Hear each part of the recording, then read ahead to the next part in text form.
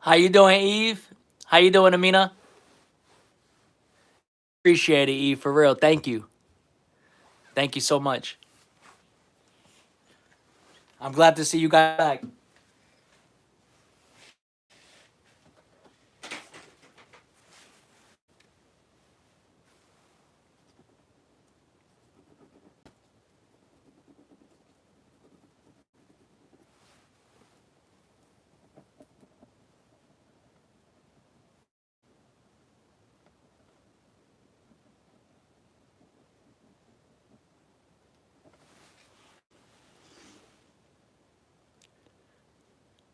What's up, Della Soul Child cooking up like ratatouille in the kitchen. Let's go. I appreciate you, Amina.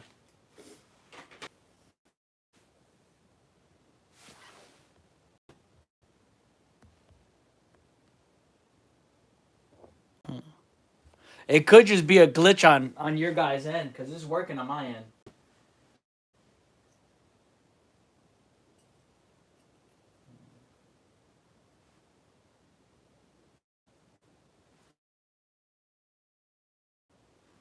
Let me double check.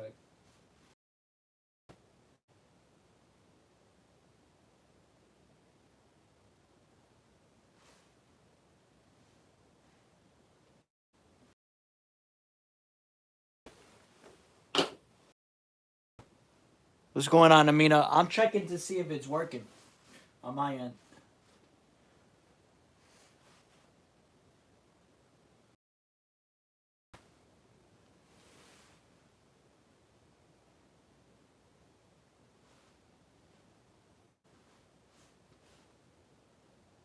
I don't know. It could just be glitching on your guys' end, possibly, or it's lagging.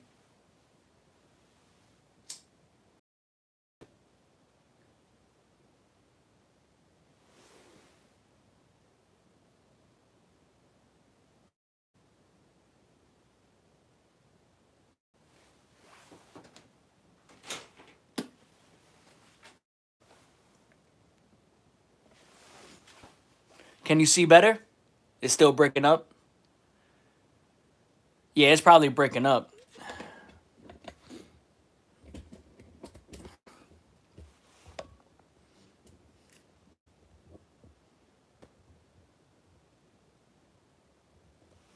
All right, cool.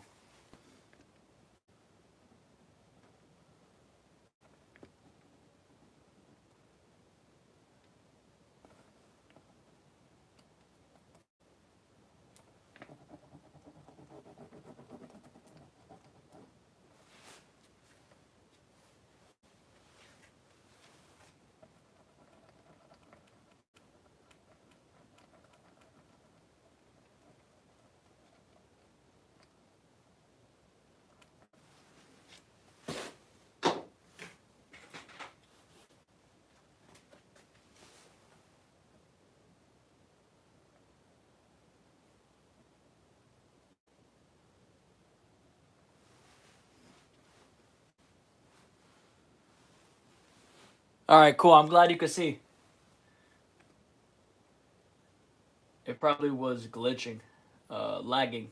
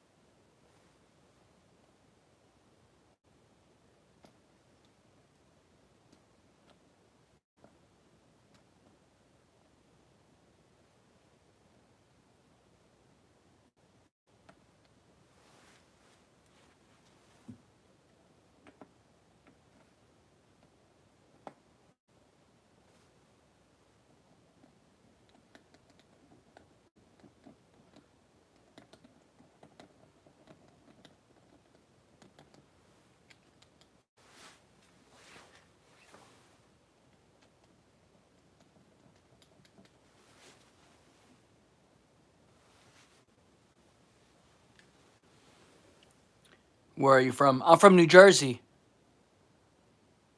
You have an accent. That's man cool. I don't know, man. It's still it never gets old listening to my own voice. It's awkward. I really don't know how others really hear me. Like people who know me, who are part of my day to day, they don't say anything about that. I guess they're used to it. But everybody else always brings up some type of accent I have. I'm also Puerto Rican and Dominican, and I live like 45 minutes from New York. You're from New York? Let's go, Amina. I'm planning to go to New York, hopefully more often, and get involved in the art scene out there. That's really like the plan, like a goal to continue. I was out there, I think, a couple months ago as well, but with family. That's fire. That's dope. I want to get involved in different art scenes over there. I feel like it's time.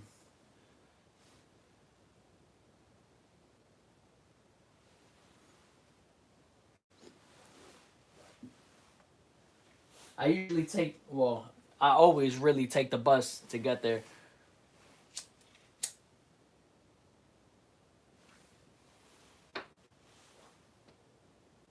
I might try to drive out there one day,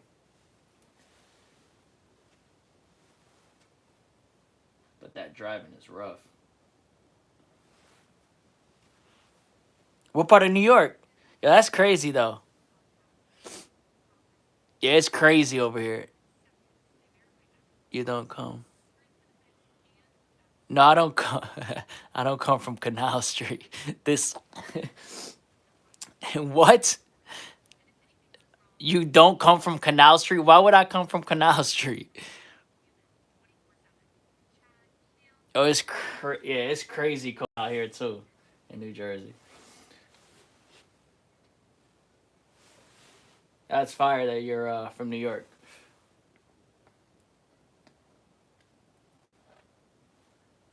I feel like I was from New York or lived in New York in my past lifetime. I really would love to move to New York. I'm not gonna lie, it's a little difficult.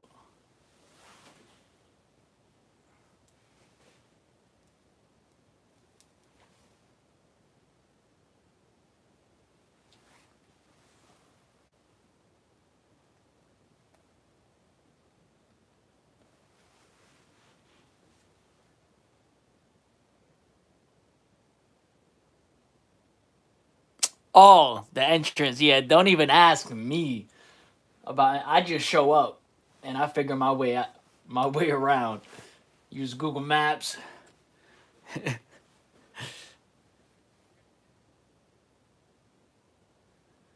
Nah, I don't cuz I usually take the bus.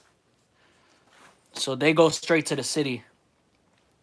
I might try to drive out there to go to Brooklyn. It might be easier just to drive.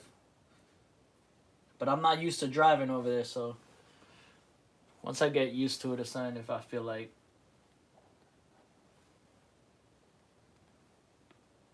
it's proper time.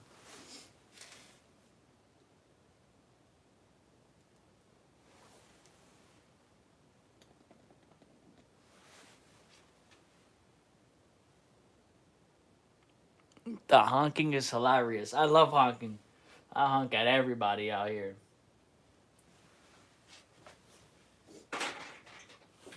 When I every time I go to New York, I try my best to scream. Cause if you don't scream when you get to New York, you're not really like experiencing being in New York. Gotta scream. You gotta tighten up your voice. Say what's up, hot.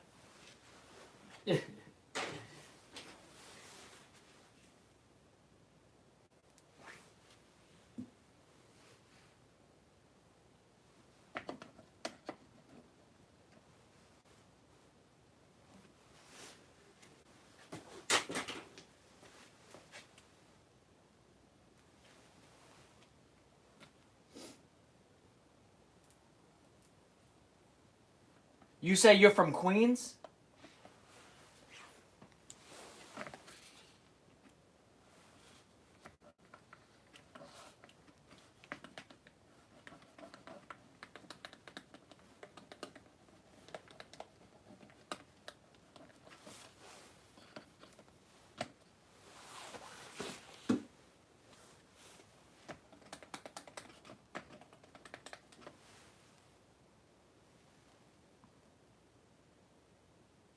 Realest in the game. Who?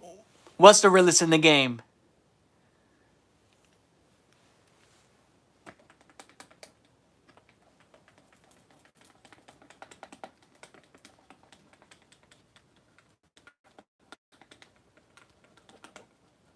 I would say whoever honks is the realest in the game. If you don't honk, I don't know, bro. Scared. The vibes of Queens. Yeah,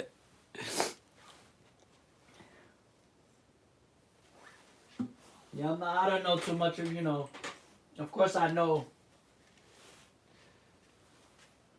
like, different stories but about the bad parts and stuff like that, but I've never experienced myself. Not like I want to, not putting that into existence.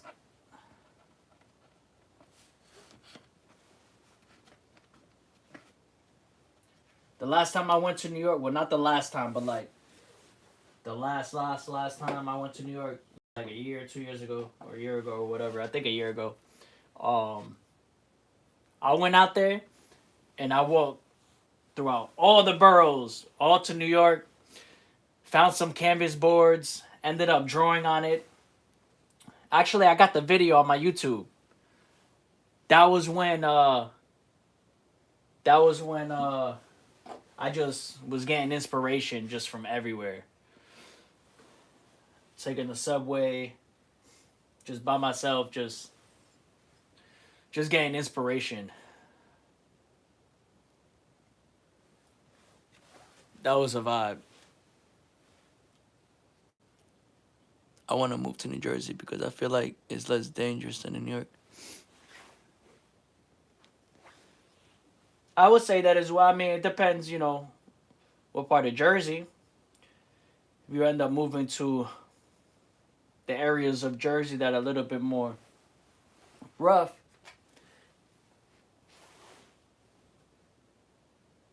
and it's still gonna be rough, but the area that I'm in is not that bad.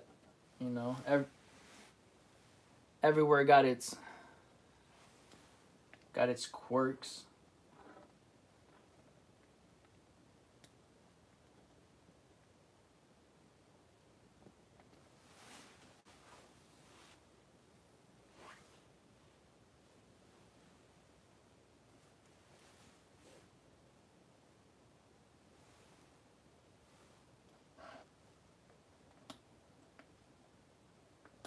I'm running out of black gel.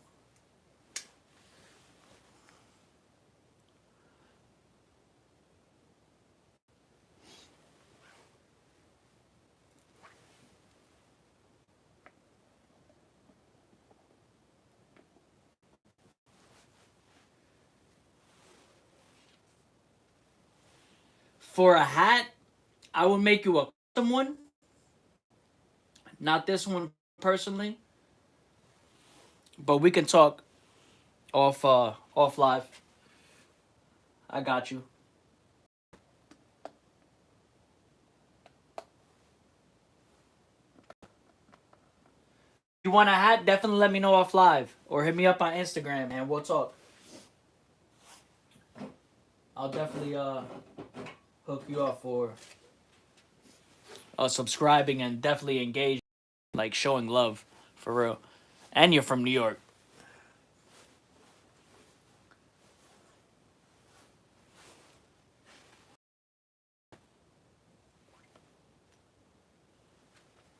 Let me show you. Right now, I'm taking missions with trucker hats like this. So I can get black, white, red. I'll get pictures of the current hats, uh, of the current blanks. Then from there, I paint directly on the hat. So these are the official hats that I'm gonna be offering commissions directly on my website once I relaunch again. But those are the hats I'll be hand painting on. I'll show you actually. I made one for my whole family, so I'll take a picture of all of them to give you an idea of the style of it, and then we can go, and then you can go from there.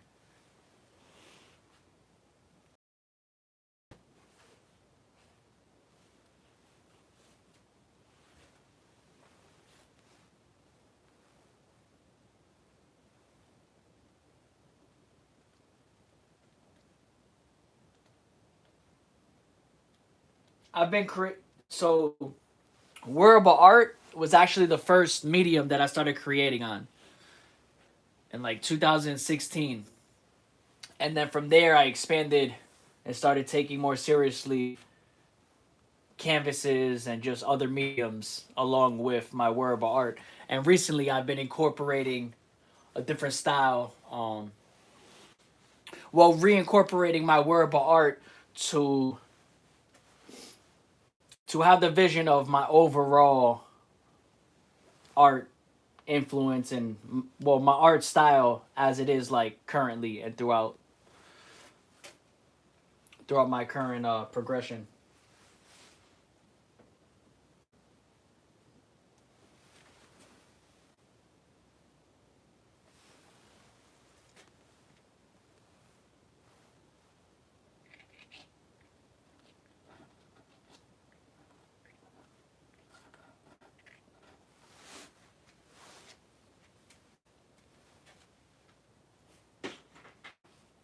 Do you go to art shows in New York?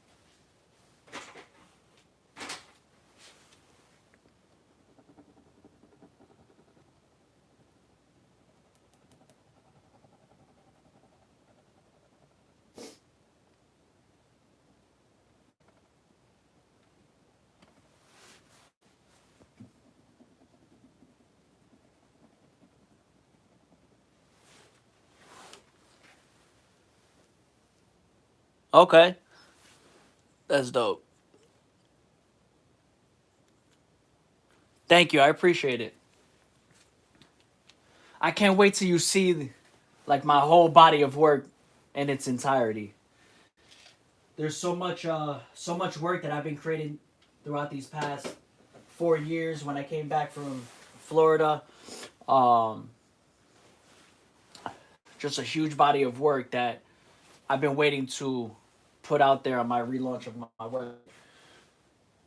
You'll get a better depiction of my overall vision and my overall style as an artist.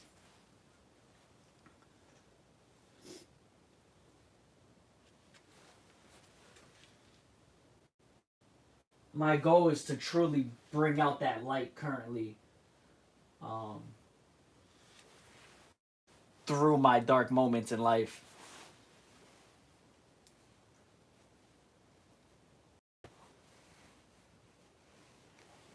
or just through any feelings or experiences or just things I'm trying to get through itself. That's why I use a lot of color. Press that the light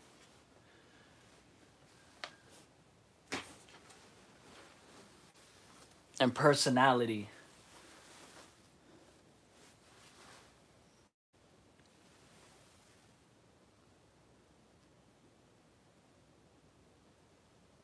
For me, it's like personality And then from here, I see design, and that's where I see wearable art. That's why design and fashion is so intertwined with my art process. When I look at this piece, I can see a fashion piece representing this overall piece. I love looking at art in general as a design. I don't approach my work design first, but I do look for those design elements to add kind of to my painting along my journey.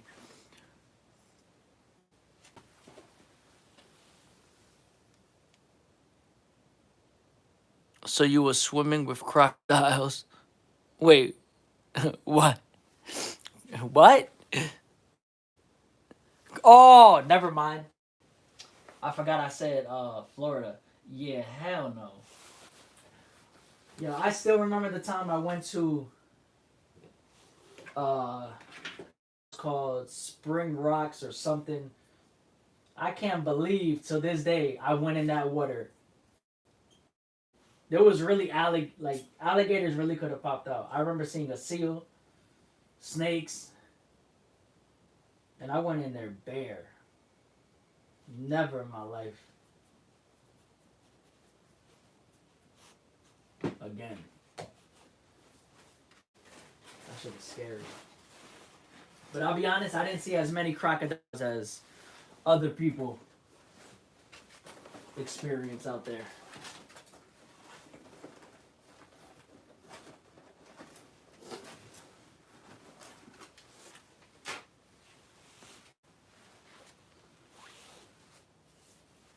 Yeah.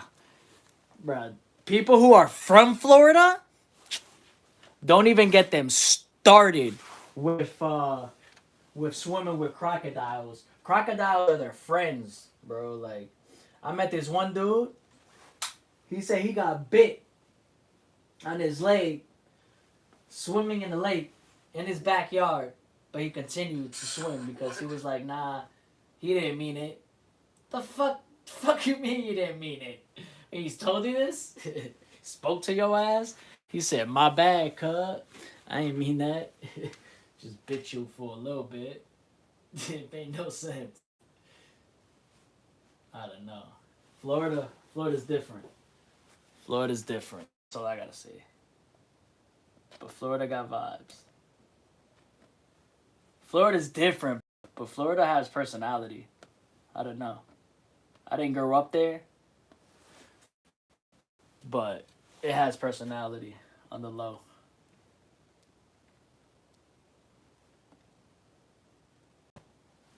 I feel like it's one of those spots where it would be dope just to grow up as a creator. Just brings different vibes. But the heat over there is ridiculous. Absolutely ridiculous.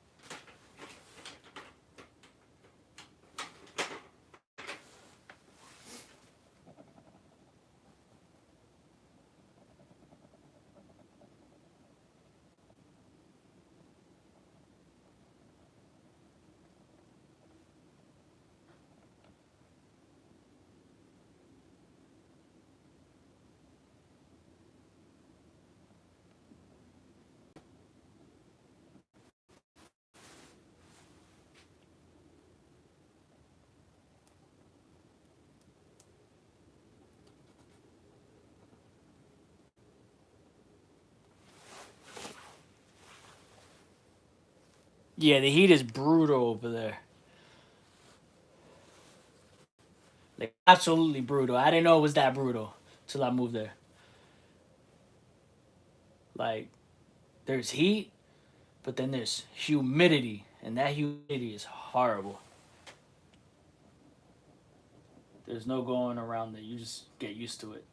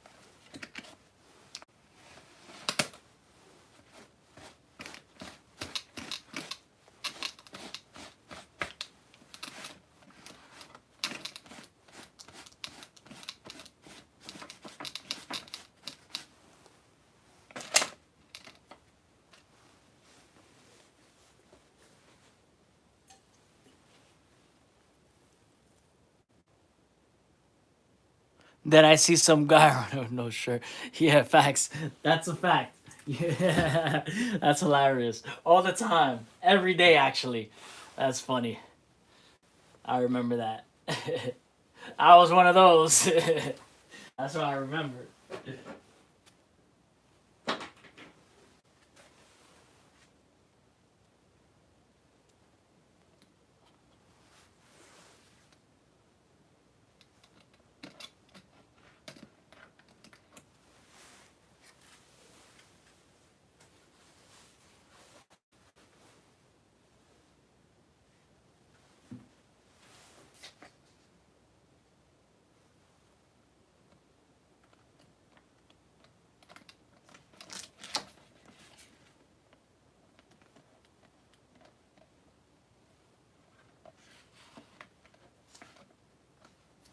You got all types of people over there. I like Florida because you really, especially Orlando area at least, um, you really meet people like all over the world. Like when I lived there, I met people all over the world every day. Every day, I'm out here.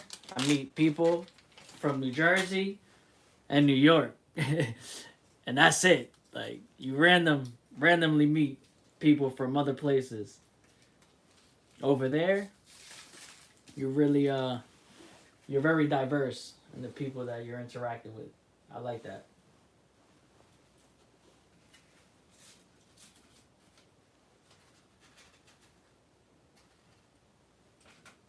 And Florida really has their own lingo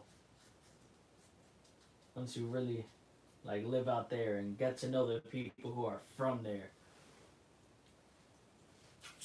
I would have never thought that they would have like a southern accent type Orlando type Florida mix.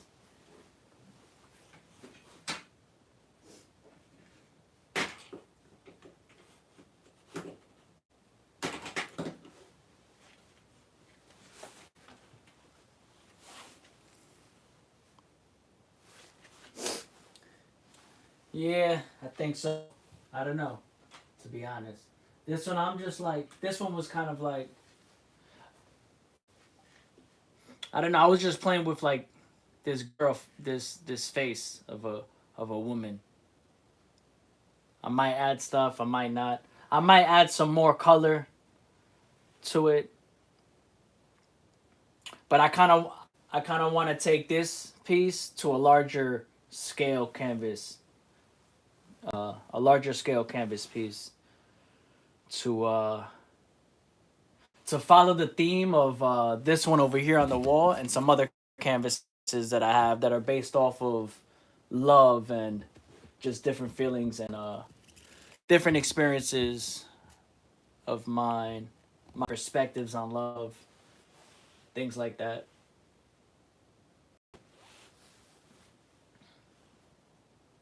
I'm a little shallow on love right now. It's hard to explain. Second, because I need to go get some more coffee. I'm not gonna lie. Ain't no way. I had to say that.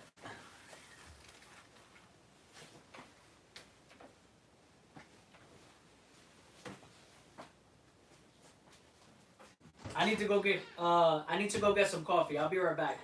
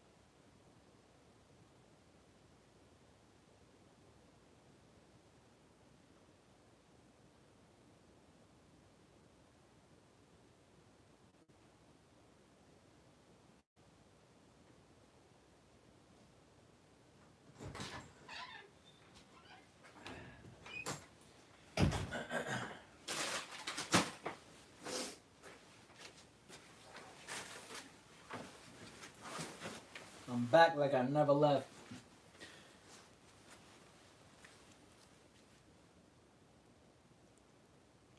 Even two by two. Hold up. Let me read this again. What emotions did you put in this one? So uh, actually, actually sketched her months ago. So I just actually just came back to it to add the different, just to add different layers to it, just to finish it off because I was actually a little bit tired of looking at it. At this point, I was just gonna erase the whole thing and just do something on top of it. But I saw it today. I was like, you know what? I'm gonna just finish it off. Um, however I feel at the moment, and go from there. Just a quick. This one was just a quick thought on love in general. You know, it's kind of broad. There's not a specific like thought at this moment. It's really just broad thoughts of how I feel about love. To be honest. Of course, I can go into depth with different perspectives of love and things like that, but I I saved that for certain pieces that represent the certain emotions that I'm ready to, you know, that I'm ready to tell. I don't like to force the thoughts, because sometimes I'll have some thoughts already and I'll put it on canvas and I'll work from those. I might have grown from those thoughts. So for this piece specific, it's just subjective. It's just love. That's it. Nothing more, nothing less. Yeah, I name all my pieces on canvas. Paper, when it comes to like paper and I'm doing like just a lot of different works like that, some of them I will name. Throughout my journey I have named a lot of the pieces, but like a lot of my sketches itself now, um I just date them with the time that I created it, like 2:18 a.m., and then I put the date. And then for this series, I write Dear Diary, and then whatever thought that I was having at that moment, I put Dear Diary. And this is, for example, it would be Dear Diary, love, 2:18 a.m. to give everybody a journal like feeling, um, of my real time emotions of when I'm creating a piece, and to also give an overall visual aspect of what my art in general means to me. Everything is an art therapy first to me, so this series alone just exemplifies that visual aspect within my overall work and how I want my work to be understood or to be displayed, at least. And for, everything else to be subjective to the viewer and yourself, to represent how you see the piece and how you feel about the piece with your own emotions, with your own thoughts and feelings. And the beautiful thing though about like when I'm doing art like this, or just in general, the feelings that I feel right now aren't necessarily the feelings I might feel, in a couple months when I'm revisiting maybe a piece or just looking at a piece again. Either, perhaps either I've grown from it or I'm still working on that feeling, or I feel a whole other thought based off of that feeling.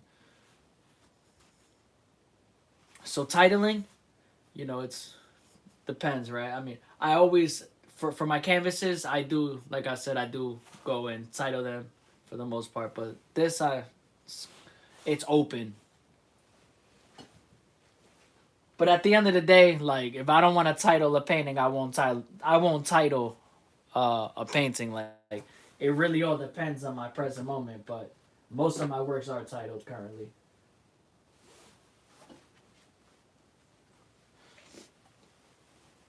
At the end of the day, I just go off of how I feel at that moment and what makes sense.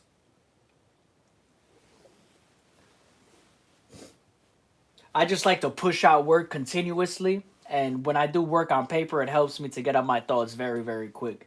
So, like over this week, I've done 70 pieces on paper live on YouTube,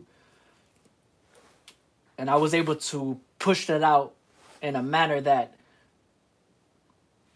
I probably wouldn't have been able to do on canvas, that quick. Um, this this allows me to process my thoughts quickly and get out different styles and different visions out quick. So when I'm like working on larger scale pieces, I'm able to formulate and study my own works that I'm creating along this journey, um, and create larger scale pieces based off of these thoughts, or what I'm saying, and recreate different aspects of these different sketches that I create into new thoughts that I'm feeling at that present moment as well. Like not just recreating this, but choosing aspects that I want to take and formulate into different paintings. So I basically look at it like it's important for me now, right? There was like I always sketched throughout my whole journey. It was always something that I did like as a just poetry in my sketchbook and my diary, whatever you call it. And when I started really implementing this, like physically within my art, it helped me grow as an artist to be able to formulate um to formulate a flow to where I don't have to think anymore when I'm creating, if that makes sense.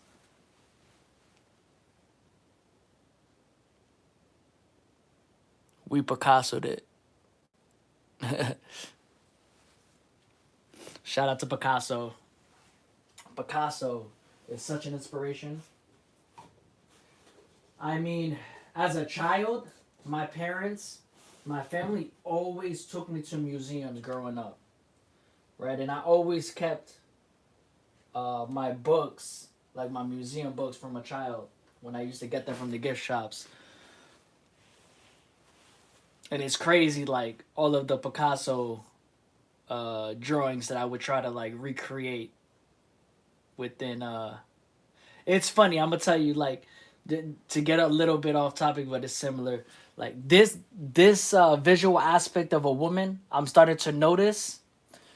It could be because I'm not a portrait artist too, but at the end of the day, like this image, for whatever reason, I look back when I was a child, and this image just keeps popping up of a woman. I don't know if it's just probably a learned behavior, learned like thought that just keeps revisiting because I don't know, learned behavior, I don't know, but I have noticed that, and then somehow I just keep representing it with love.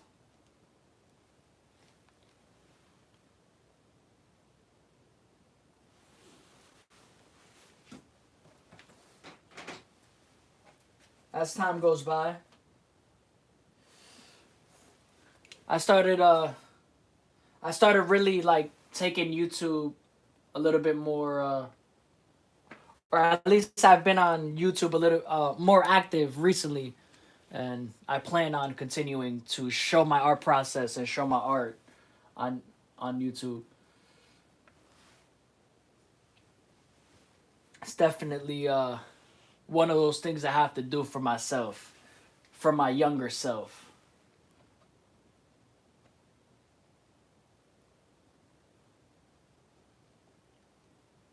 Especially when my younger self never really saw himself as an artist, even at the time when he was on YouTube, which is crazy.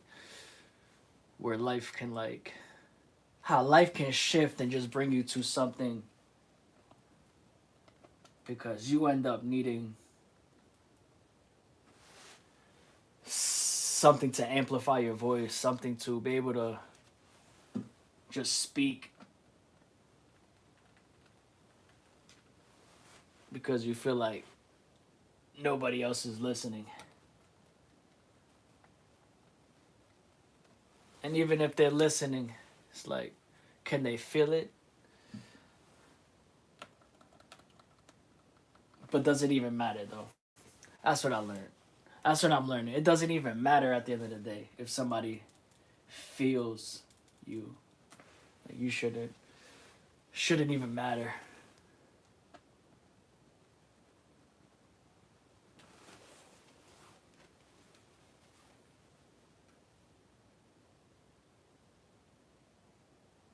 Be careful. There are AI bots that be wild.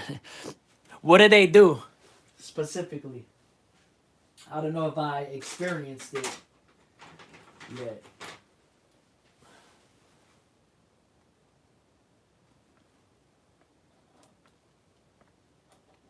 I know there's bots that just be coming in and saying whatever they want to say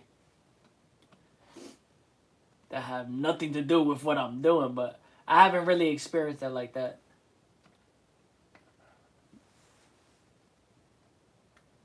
which is good.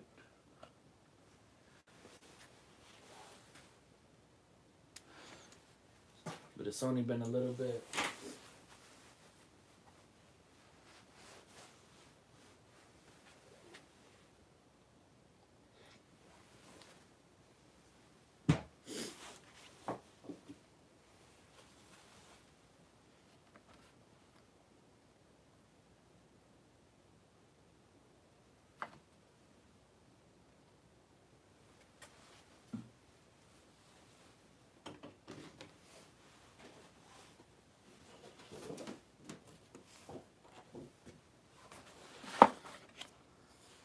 Some coffee stains. Gel sticks, acrylics.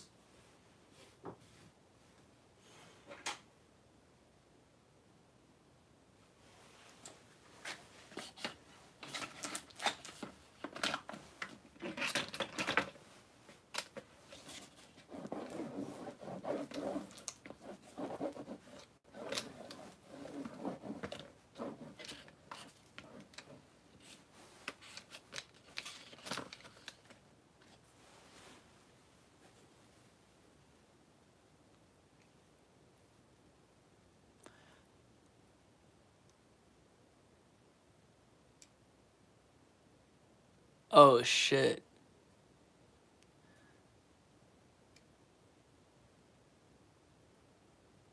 That's crazy.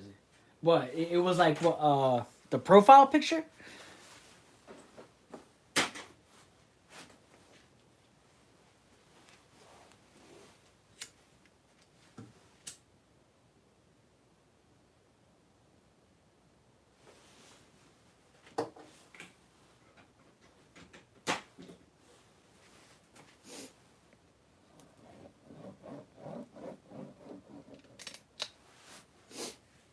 Oh, also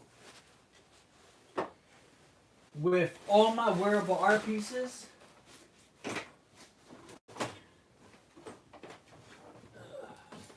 this is something new that I'm adding.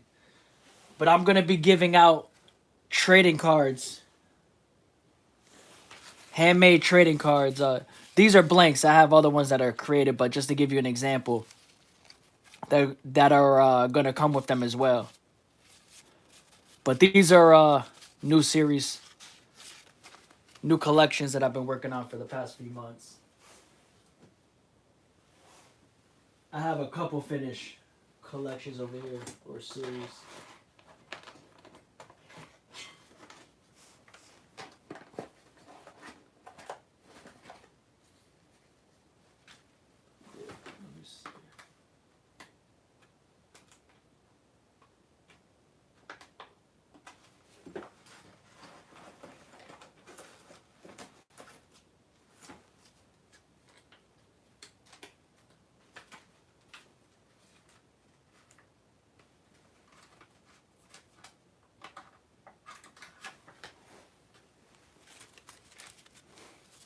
This is just a few. These aren't colored in yet.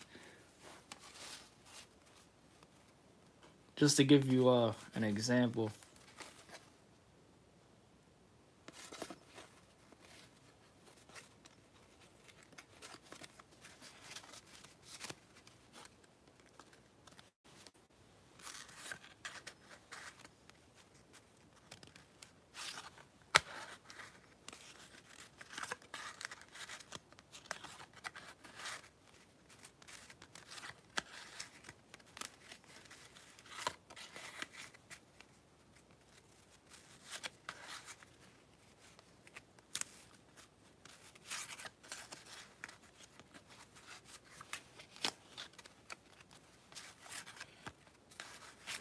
Oh shit.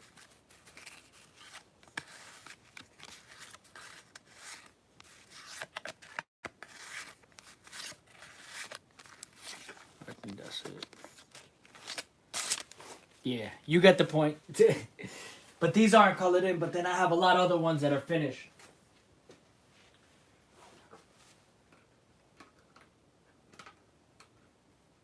But this is a work in progress.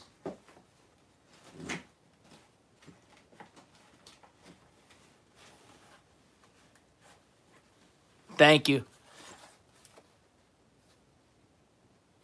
I say mark the coffee stains, hers and some others on the bottom. What do you mean mark the coffee stains? Yeah, I picked it up. I picked up the card. Thank you.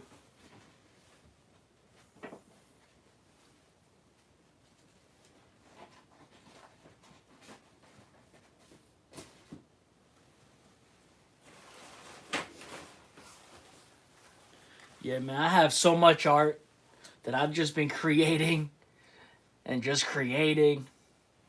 but have not been putting out there. And I love that feeling. But I'm going to put it all out there. At least I've been getting ready to put it all out there again to continue this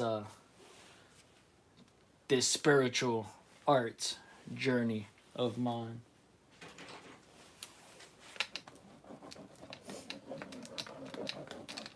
Yeah, but what did you mean by mark the coffee stains? Trace them. I've seen some people do that.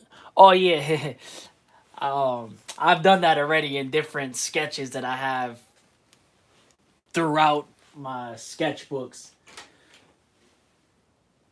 My sketchbooks have mad coffee stains in the beginning. I try to be a little bit more aware with my sketchbooks. I'm not trying to ruin them, but it gives it personality though. I'm not gonna lie. It gives it that raw, like real feeling in that moment.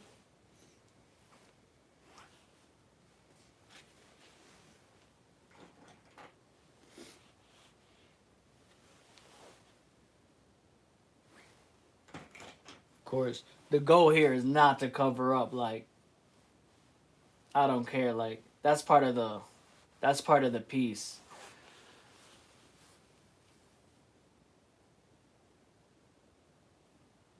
What's going on, Lock? What's going on, Paradoxes? How you doing?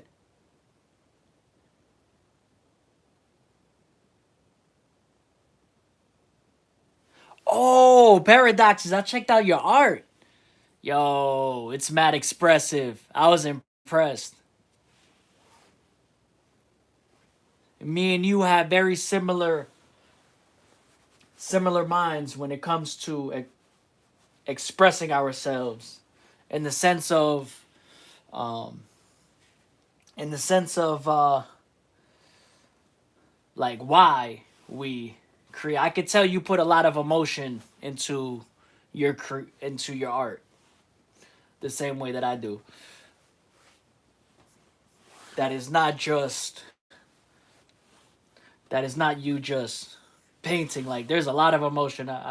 You have a lot of works, and I looked through it all. Uh, I could definitely see it. It's very easy to tell when an artist is putting their raw emotions into their work instead of just a piece. No problem. Of course, no problem. I really meant that though. I remember you telling me, and then I don't know.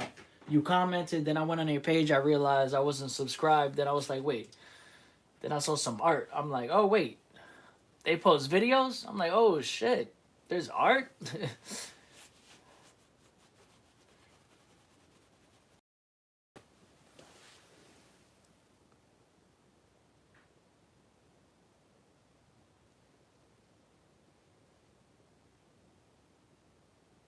Yeah, for real. Life works like that. I call it the algorithm of life.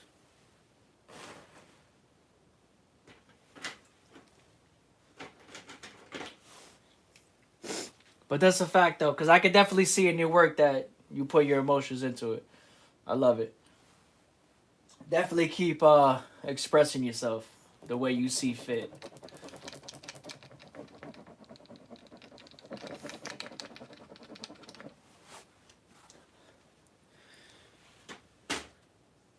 And always stay true to yourself.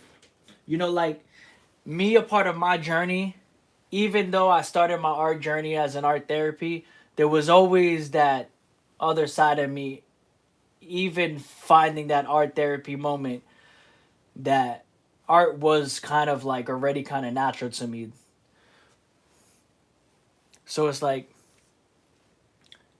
everything I already was already in front of me. I didn't need a journey to find myself, in the sense of all I needed was to believe in myself within that moment, because there was so many times I was straying away from who I really was along my journey, and slowly started coming back to who I was, and everything from there, like my art started progressing and it just started becoming more of a flow state, because I was coming back to who I was in the beginning and not trying to steer away from unnatural, not unnatural abilities, but unnatural ways of doing things that just didn't feel right with me, right? I feel like it's better to move and flow and then add from experiences when you find that flow. Because when you don't have that flow and you're just adding things everywhere, it's like, where's your personality? Where's you now? Now you're just looking for things, just like in life. We're, we're looking for things to fill our voids instead of filling our own void and then just using the puzzle pieces of our life around us and take what we want to add to what is already who we are. Like, I feel like even myself, we take life so serious, and we dead ass only have one life, and it's not so much different than any other person's life who's lived just like us.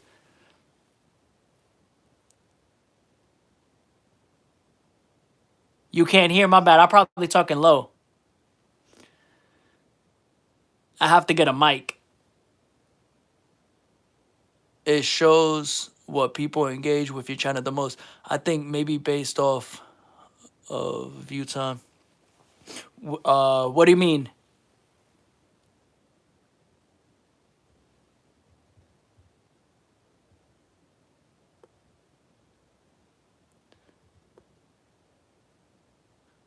You can't hear me, Amina?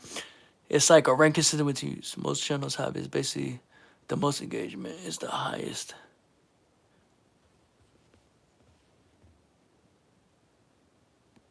The crown and number.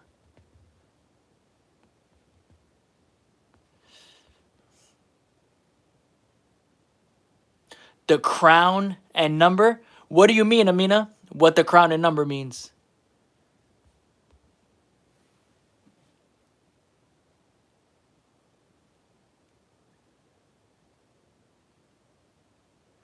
Oh, that's actually a halo. And not a, there's no number, but it's a halo, and then it says soul. If that's what you're looking at. But I need to know what you're looking at first before I explain it.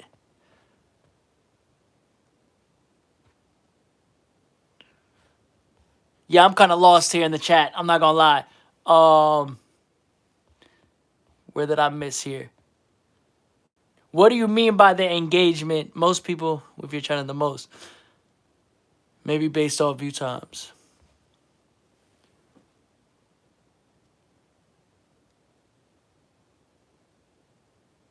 Oh, those are rankings that YouTube does automatically.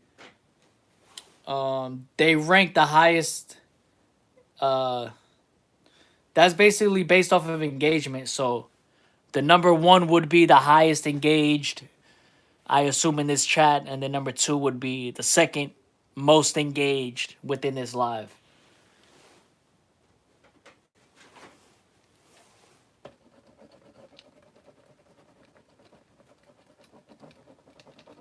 I thought you were talking about painting.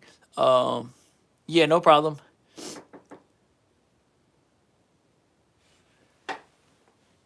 Yeah, I'm not gonna lie. I'm still learning a little bit about the live features that they keep adding. Because as the channel grows, they keep adding different features. But that's something I think that's on everybody's channel. If you're engaging with anybody on live, they have those numbers.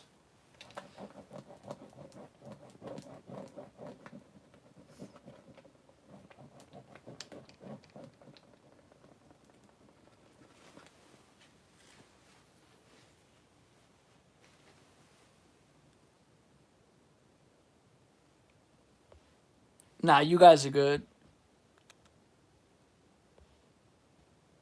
Imagine if it was 30 people just talking. I'd be lost. I might have to pick and choose.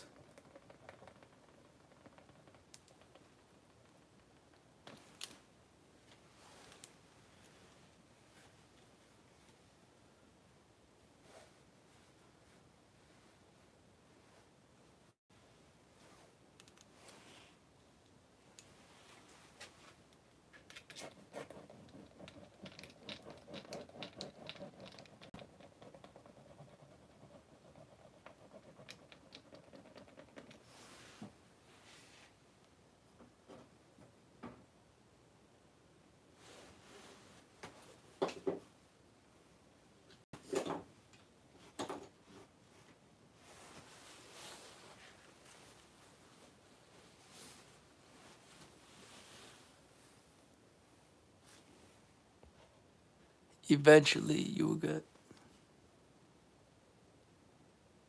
Yeah, actually, I already started doing that. But, oh,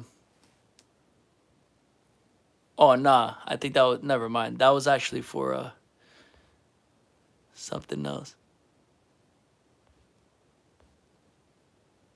All I know is, like, once I reach. I think I get all of those features once I reach the, certain subscriber amount and watch time. Through, videos and they've definitely made it easier though for content creators to monetize your channel as long as I guess you're putting up consistent content or I don't know. I just feel like you have to be passionate about what you're doing. I don't have the blueprint. I'm learning along the way. But I've been on YouTube for like over a decade, so my love for YouTube is different.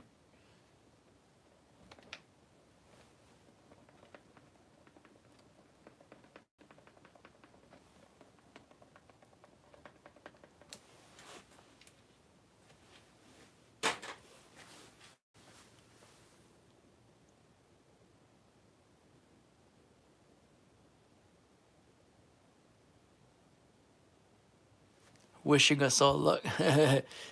and people are members who could use channel. Yeah. Yeah, there's a lot of different dope features that should unlock in time that I definitely want to use. They're definitely good features to engage with those who truly respect, like, and truly want to, or at least it gives everybody a choice, right? You know, I like choices, just like art. I like when everybody, just like myself, has choices. It's all about choices. You don't need to do anything. You have choices.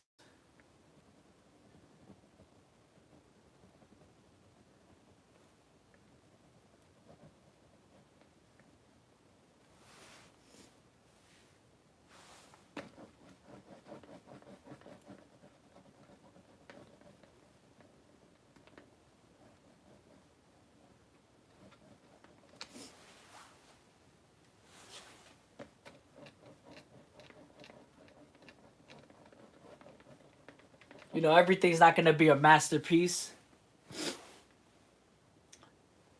but you have to keep creating to get these thoughts out.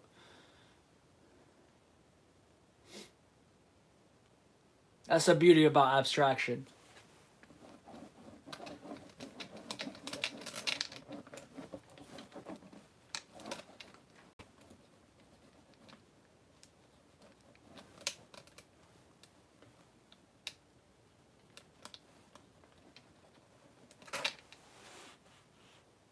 there comes a point where all the trauma that I experience in life is enough uh, for me to continue to create in a way that seems out of the ordinary, right? Like, I seem so happy right now, yet I'm creating in a way that seems like I'm so down. And even if I am, it's only because I've learned how to try to balance, not fully learn balance, try to balance certain emotions and thoughts. I once heard somebody say recently, and they said it better. It's like, yo, you experience enough throughout your childhood to create for the rest of your life. No need to put yourself in the stress every time you're about to create, to put yourself into deeper depression instead of working on yourself. That shit hit harder than how I was trying to say it, and it's true. It's like, if you already experienced enough trauma within your childhood, ain't no need to continue to put yourself in a place in the present moment. You already experienced that, so you can bring that out to the forefront. You already experienced enough to be able to create, and to be able to tell how you feel for the rest of your life, and continue that journey, because like, you're never gonna stop feeling. But the trauma aspect, what they said, hit hard. Repurposing energy into a different place or in a different transmit. Exactly. Exactly. And that's the whole reason like I create, is for that.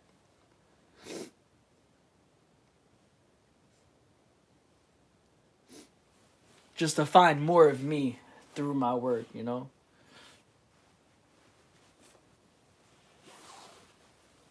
But also creating my vision along that way, because that's what I want now.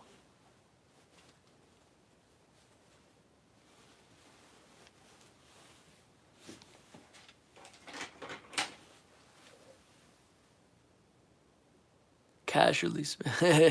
Yeah, I'm just ranting a little bit. Sometimes I go on little rants. That's why I like going live too, because sometimes I do have thoughts that I'm just saying, casually by myself, and I'm not recording it, and I forget what I say, because they're just, it's just thoughts in the present moment. I might put it like in a painting, or I might put it, in my sketches and things like that, like I currently do. But when I'm not documenting it, um, it's different. When I'm documenting it and hearing it back, I like hearing it. It's part of the process. It helps me formulate more of my thoughts, to be able to explain more through my art.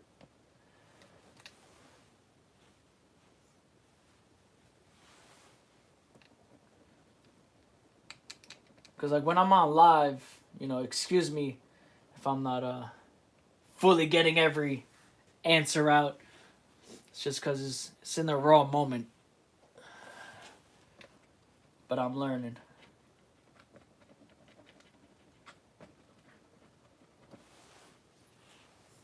I like talking through my pieces with my pieces documented. It's a good feeling now. It just shows personality, I think. And really, it's just me. Like, it's natural.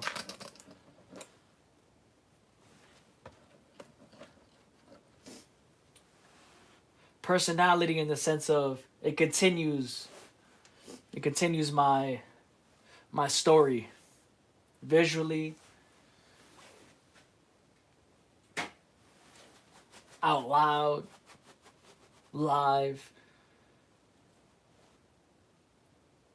And in time, I'm hoping to tell those stories better, But I like these raw moments where I'm really not. It's not like this is all written down. So, excuse me for my thoughts, y'all.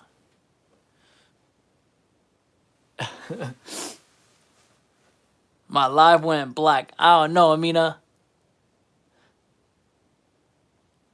They don't want you to see the live. Turquoise, lime green, only if you think those colors would work as well if you want to use them.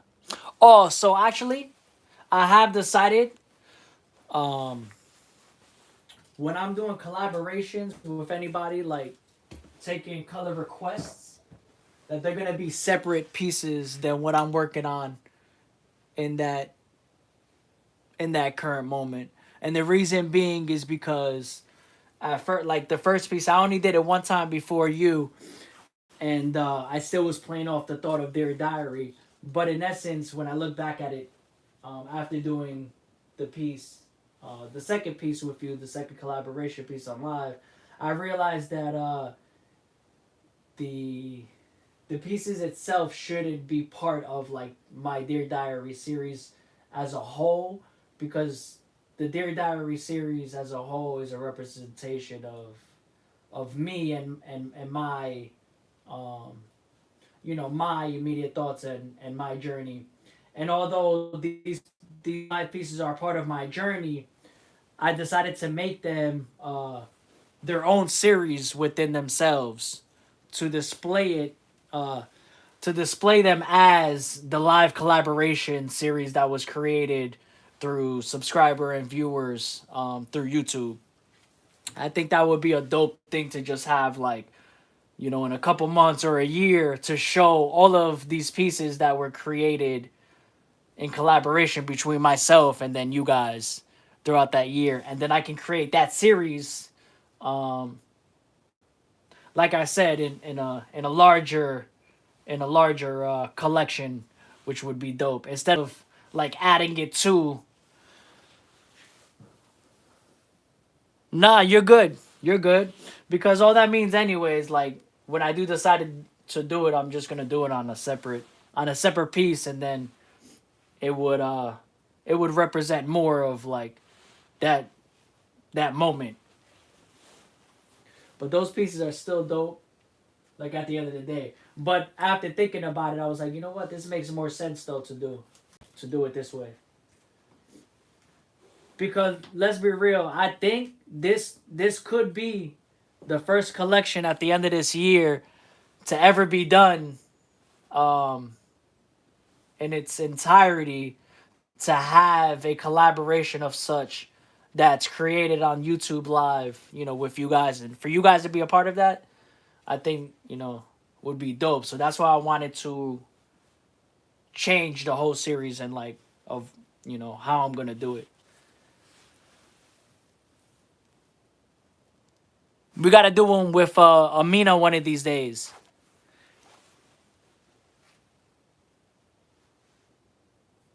And then we gotta do another one with you as well, Paradoxes.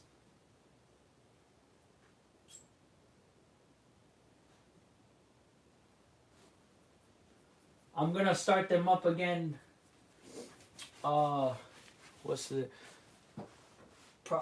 later, like later on tonight, and then we're gonna continue all week doing collaborations. I gotta re up on some more paper. Throughout this week on live, I've done over 65 pieces on paper, so I'm gonna slowly start putting them up, showing up, posting all of the finished pieces on the community page on YouTube, so you guys can see it. This is probably like the 66 now, or 70th. It might be the 70th.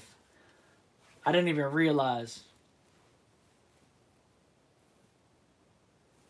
You guys are gonna be able to experience those, like that collection, and then the behind the scenes of creating the canvas collections, not directly based off of these, but just taking elements from these and expanding it with different thoughts and different ideas.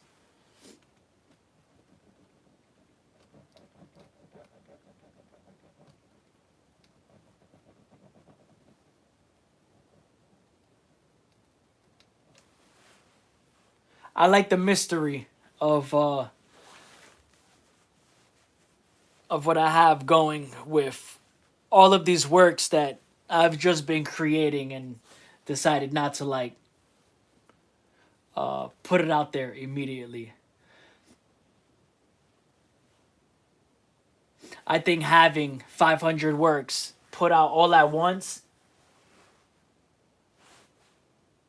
for me, at this point, um, would be beautiful for everybody to just experience very soon.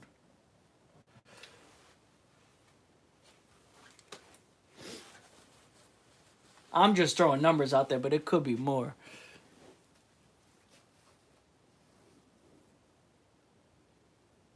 Amina's back, like Eminem. Shady's back. Shady's back. Back again. Shady's back.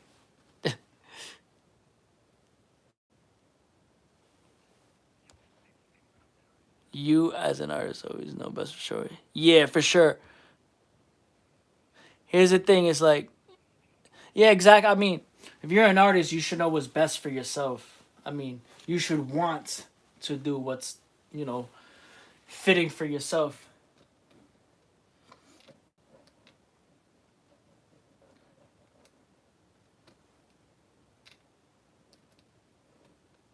There's being yourself, and then there's being yourself with others. And I feel like going live helps me show you guys that other aspect of me.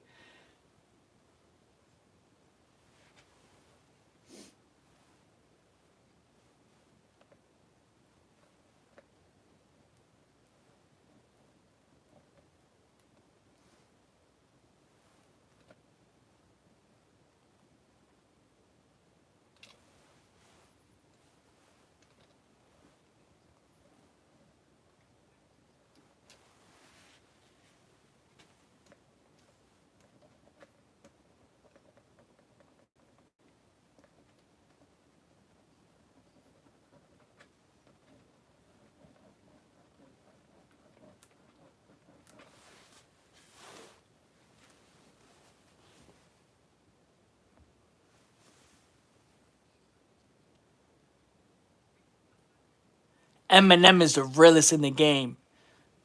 Like, for real.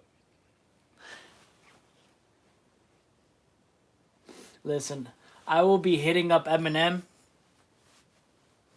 I will be emailing his PR team until they get tired and have no choice to let me create an album cover for them.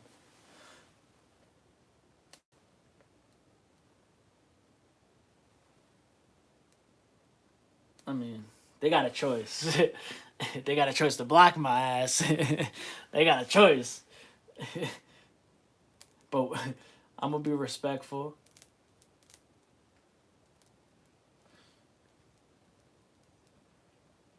They say if you don't ask, you don't know. I'm trying to get at my asking phase.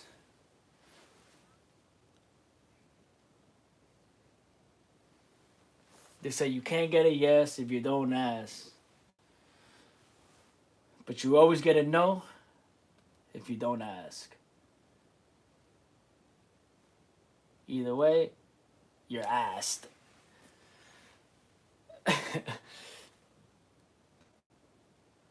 No pun intended either. Oh.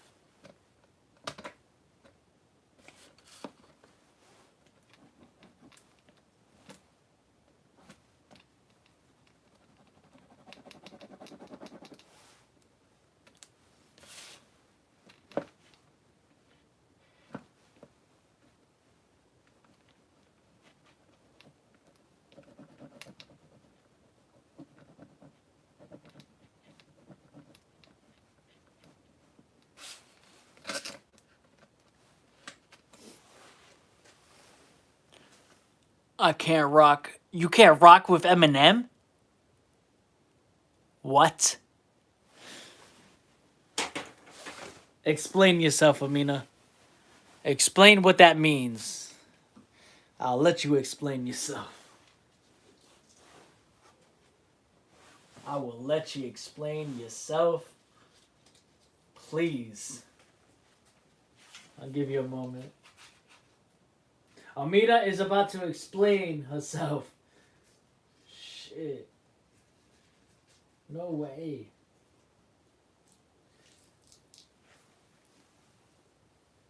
He's mid. The Michael Jackson situation? What Michael Jackson situation?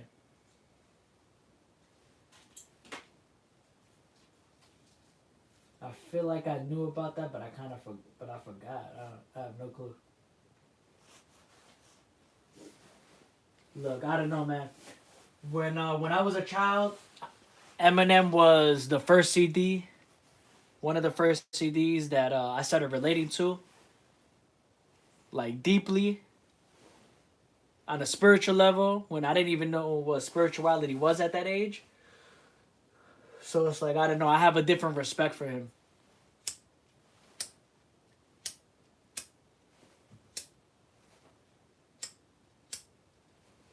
But I get it though. As far as his music, yeah, everybody doesn't like his music. But him as a person, though, I like his life story and how he's made himself as a music artist.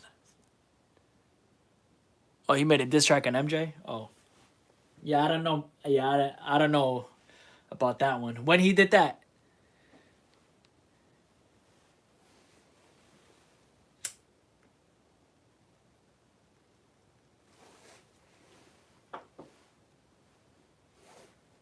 Look, I'm going to put it like this. He's an artist, so I don't know his reason for that. Oh, wait, MJ? Listen, I mean, him and Michael Jackson. Oh, okay. Never mind. After he made Beat It, Eminem called it Lucid him. Okay, but yeah, that's what I was about to ask. Is this present time or is this back in the day Eminem? Because back in the day, Eminem was different than he was now. He was out of, like, he was everywhere back then. I mean, you know, I don't want to speak for him, so, but he was a lot more vocal back in the day. So I just feel like back then Eminem versus now, still same guy. I love them both. I think he's real. He stays true to himself. Like Eminem was a loose cannon, wasn't sober then. Exactly. Yeah. That's the part I don't want to talk about because I don't know what he was doing during the time he dissed MJ. But regardless, you know, he's a human. You know, he gets to make mistakes too.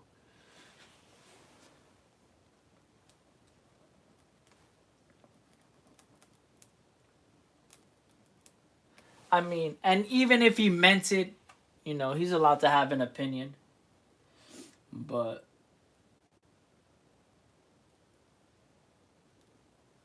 I'm sure he probably did it in a touchy way. There's ways to go about things.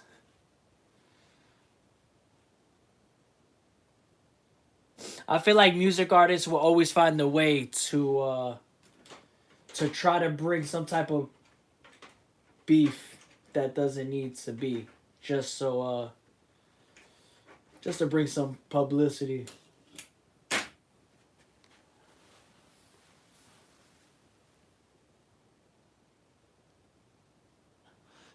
Damn, Michael Jackson about the. Oh, I have no clue about all that. I have no clue. I have no clue. All I know is Eminem is an empire right now, so I don't know. I don't know though. You could be valid about that. I have no clue.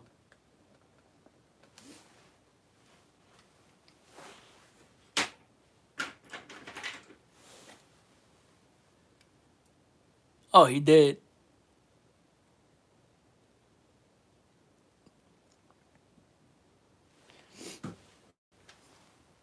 I have seen that. Damn, you're making me want to watch some Eminem. Listen to some Eminem interviews. That's another thing. I love listening to different interviews while I'm creating.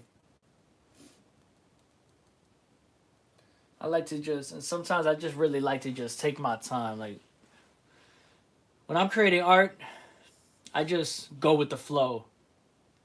Because when I'm really pushing out, I push out art. Like I push out a lot. So I'm never in a hurry to rush thoughts that are right there.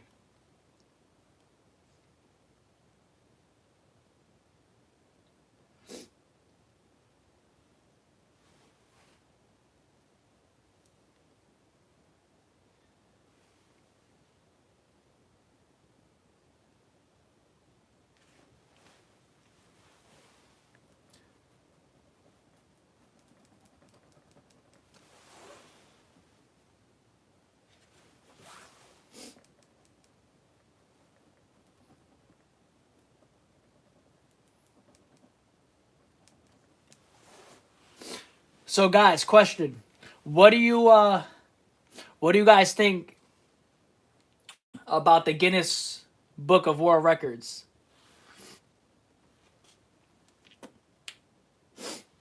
I've been thinking for like the past 2 years, on and off, of what I can do to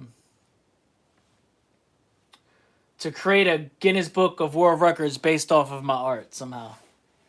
Some based off of some type of art practice. Give me some ideas. I was looking on their website and it seems pretty legit to like post your own ideas or your own like record ideas that haven't been done yet.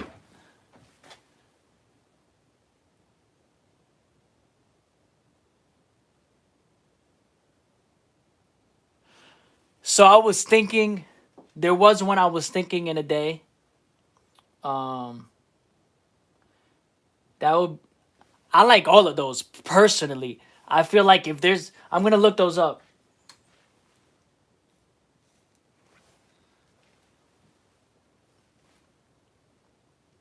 Like that is something that I really want to do, but I need to make sure, like everything needs to be documented. So I need to have a camera rolling at all times throughout every process. Um, which is fine. I just need to make sure like everything's set up right. But then I need to make sure I know like what I'm actually going for, and then if they'll actually accept that challenge too. So I have to look into that part again. I have to relook into it. I mean, but it was something that I've just been looking into on and off from seeing other people complete different things based off of their own like original ideas that haven't been done before, and then also like even beating other people at certain things. Or most paintings in an hour. Most paintings in an hour might be a little, might be a challenge there. That one might need to be, that one would, I would need to practice, because in an hour, holy shit. I mean shit. If if that record is already out and I can see the record, like, and it seems beatable, then you know anything's possible. And then obviously, if you're making your own record, then shit. If I make three in an hour, it's like it's nothing because there's nobody else. Because that's the thing too, is that they allow you to create your own like. I don't know. I gotta look more into it, but I'm I'm gonna take your ideas into consideration and continue to look into it again and see. I want to do it when it gets a little bit. nice out. But who knows? Who knows? Obviously, I don't want to like just rush into that. I would like to like have like a rollout. If like that was officially happening, that shit would be so fire. Just to go through the process and even see if it gets like,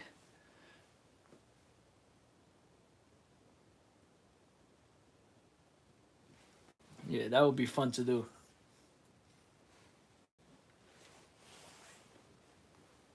We gotta bring the fun back in art.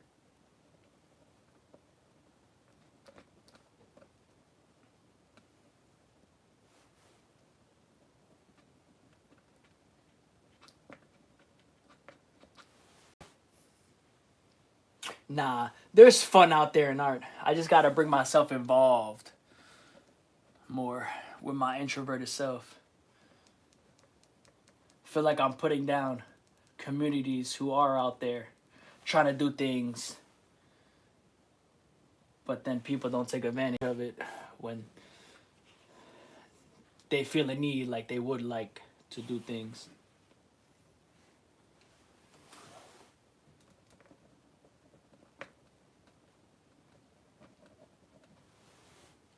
I just want to live in a forest far, far away, create art 24/7, travel back and forth to where I need to go for different art exhibitions and shows and meetups, and that's all, Lord. Have you ever done a mural? No, but I would love to do a mural, like 100%. Like I would love, love, love, love, love, love to do a mural, and I already have my mural ideas. I have a design mural idea that I'm gonna do based off of my shapes, like this. I'm gonna show you right now. This is basically another half of, I guess you can call it um, a style that I'm bringing out of my current style, but instead I'm extracting a style that's already in my pieces into its own piece, like this. So I'm creating pieces just based off of shapes, right? That are already in my paintings. I'm extracting them and making them into decor like art pieces, something that you can see in everybody's living room. Like, you don't have to be an art lover to appreciate fine art and decor, right? So it's like this is my way of having that other side of me extracted from literally all of my years and of when I first started creating art on wearable art.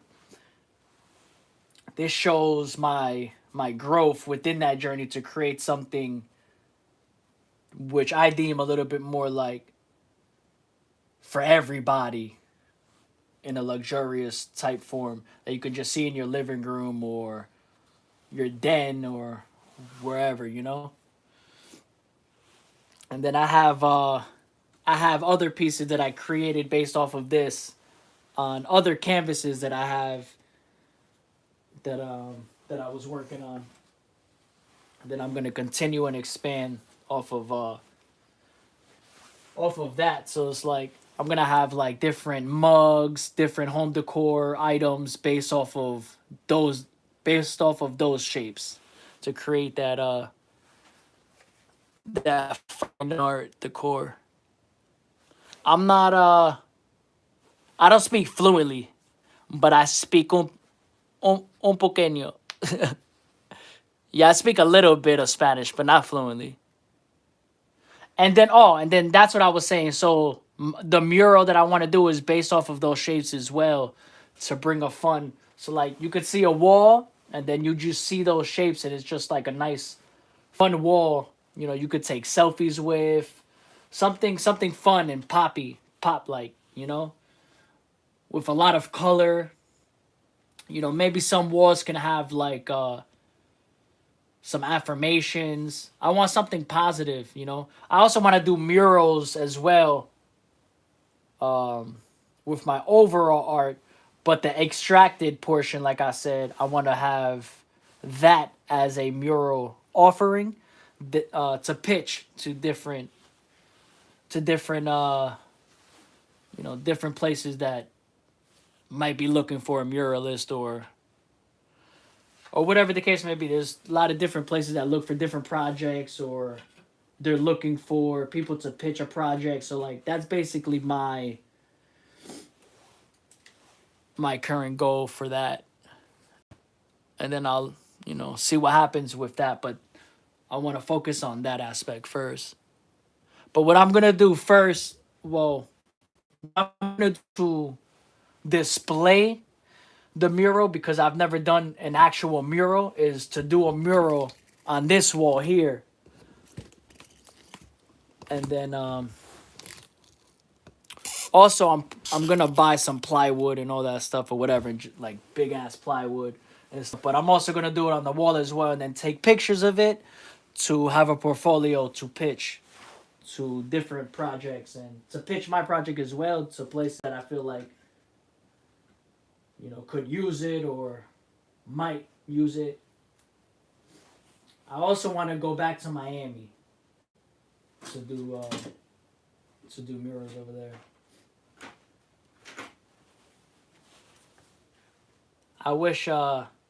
I wish Jersey had a spot like Miami where you could just go and like graffiti on walls without getting in trouble.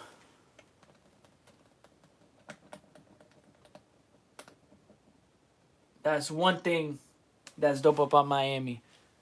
They they invite the artists. So are you Spanish, Amina?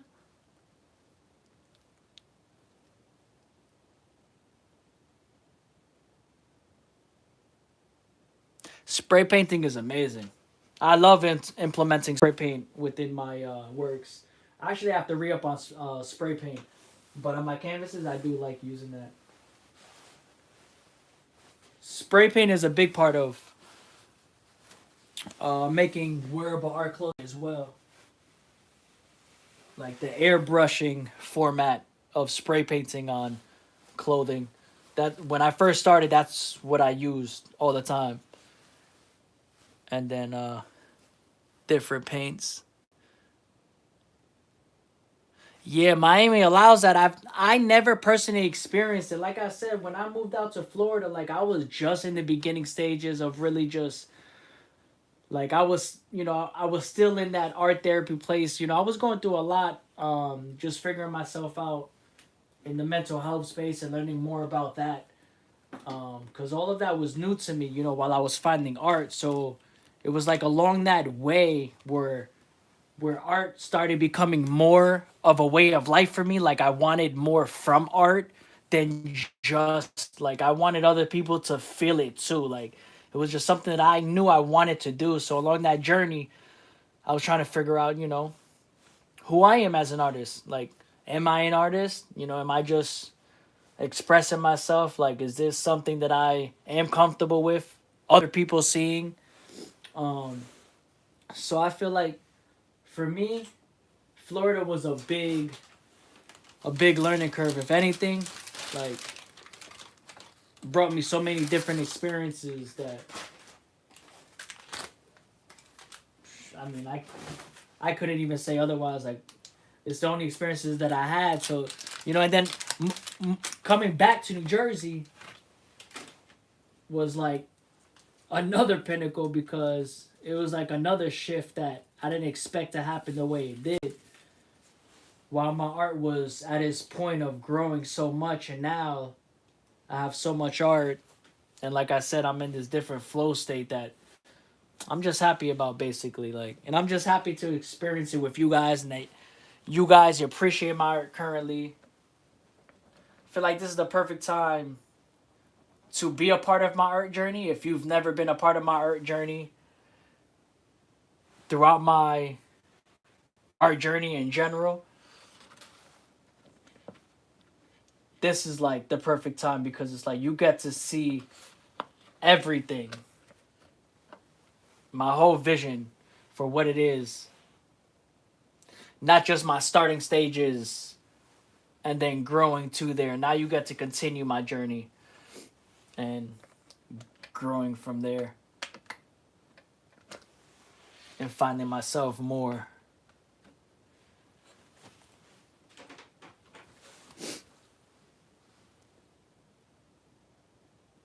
Yeah. We did just talk about the damn crocodiles. I had to bring it up for people who don't know. Florida's important to me, okay? It has a place in my heart that I can never get back. I could never. Can't go back in time. That's why I've been playing with the word time so much. It's the one thing we can't control. It's time. Well, not.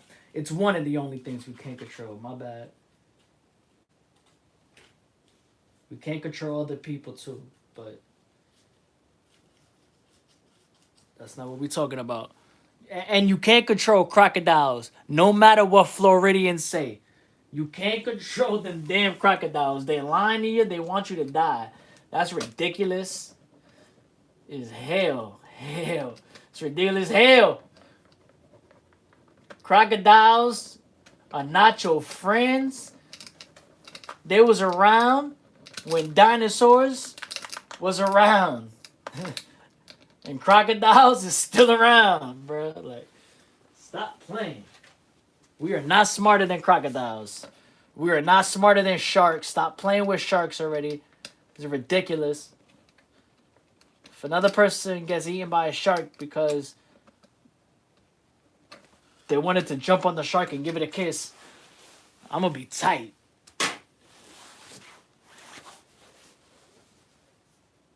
Seeing a crocodile alligator cross the road has a whole different level of fear and majesty. Yo, facts. See, the thing is, you see more of that on YouTube than what I saw in Orlando. That's more on the outer skirts of Florida, where you're just seeing alligators just crossing the road and shit. Not that it couldn't happen by me, but I wasn't in the center of, like... Don't get me wrong, it was crocodile. I saw them. And they're not your friend either. You could test it out, though. Don't take my word for it. You don't gotta believe it.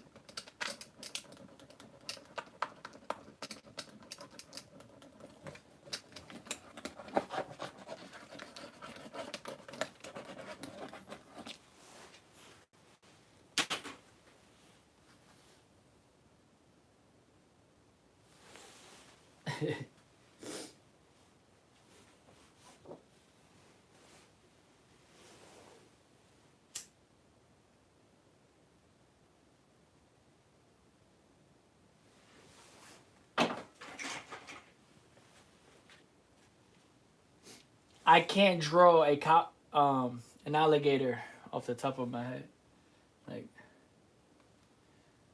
I need a visual reference, I think. This is as best as I'm gonna get.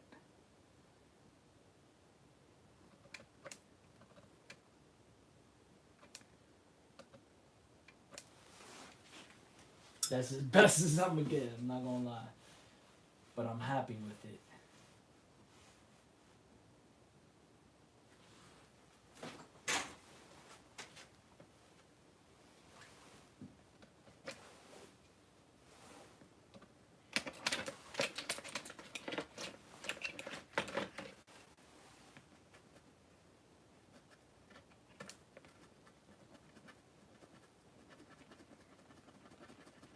It's not that bad. I call it the soul croc. That's the new wave. The soul croc.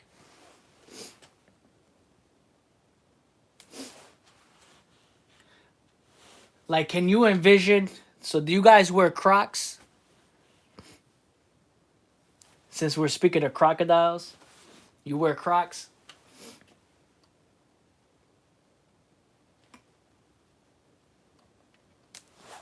And do you like color Crocs? Like colored Crocs? I've seen them crossing the road. You never had Crocs before? Yo, Crocs are so comfortable. Once you have Crocs, you'll never go back.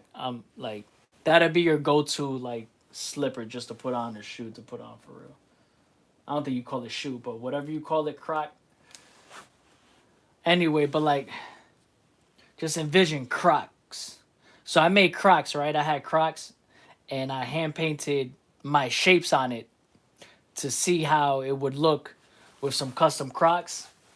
So fire. So heavenly, I'm not gonna lie. I had to say it because I'm thinking of Crocs, and then I'm thinking of Crocs. I'm like, oh, wait, I gotta do that. I gotta get some white Crocs, and I gotta hand paint some shapes on those.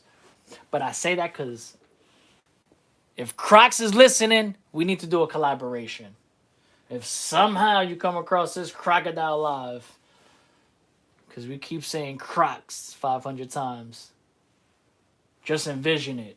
Shapes, colorful shapes, hand painted all over the Crocs. I'm telling you, it's beautiful. I already did it. It looked amazing.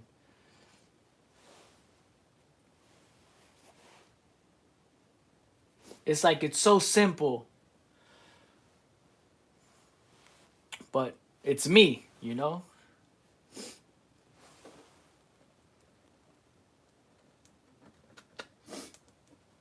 I feel like it's very, it kind of brings out a little retro, a little bit of the 90s in its own right,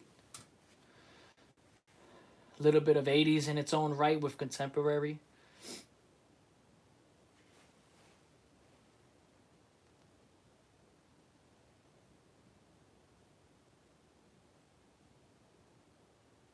They remind me of crocodiles walking down the road with colorful eyes.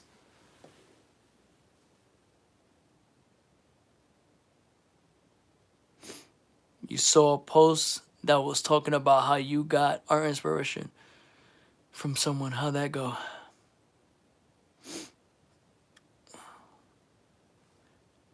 Did you see like a video? I don't know what you mean. You're probably talking about David Cho.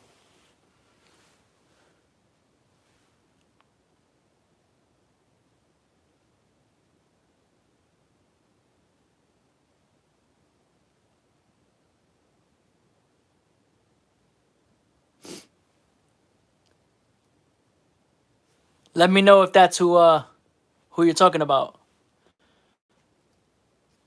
I don't care if Balenciaga came out with Crocs. I didn't even know Balenciaga did come out with Crocs.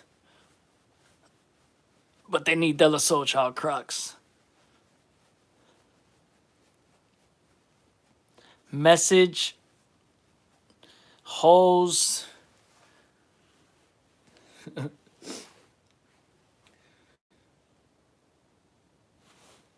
I'm not sure what post you're talking about.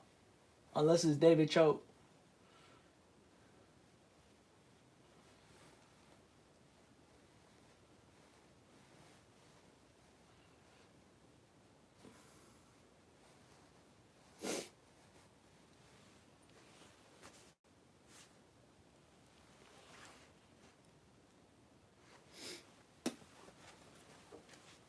All the artists that have ever brought me inspiration have been all the artists that like I grew up with.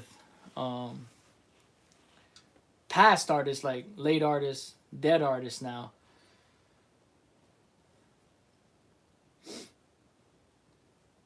And then along that way, you know, finding other artists who have accomplished or have art that just like feels and I can represent to it or just feel with it.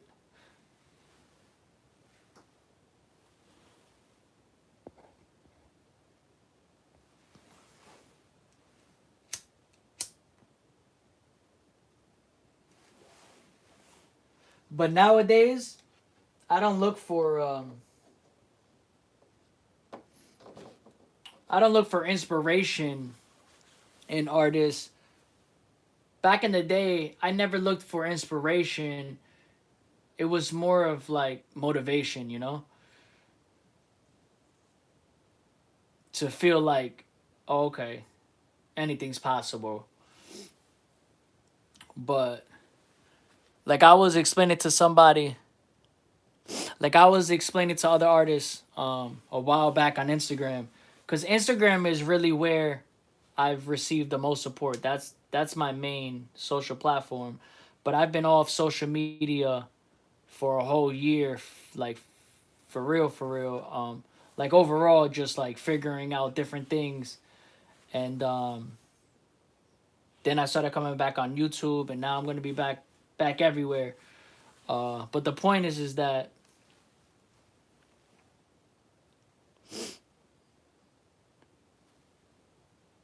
hold on.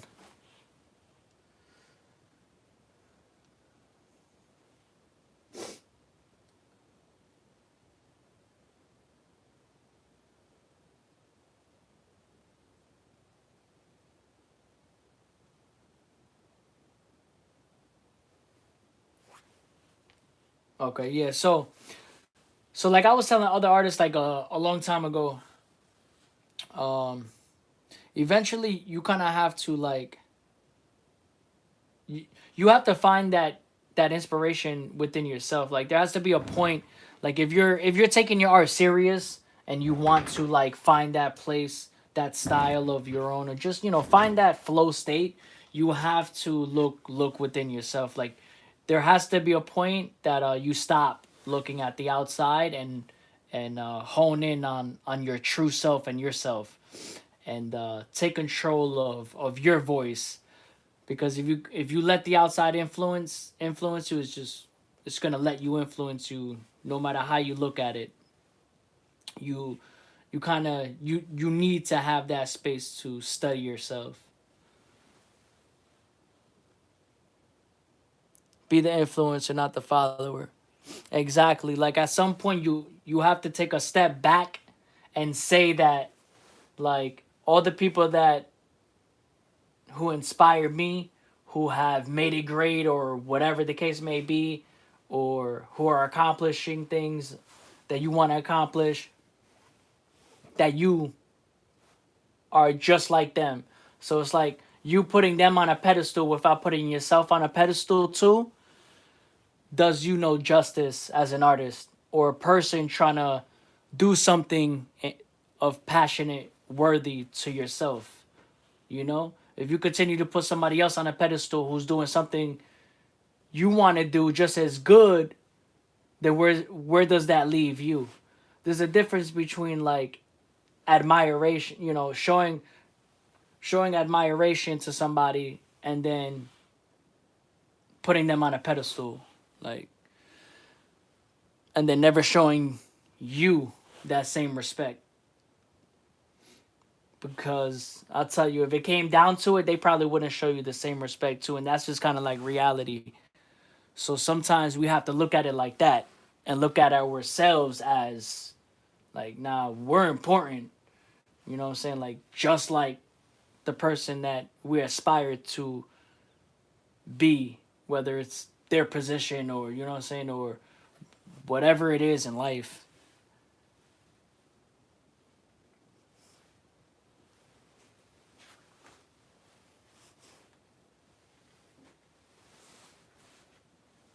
And I really believe that, like,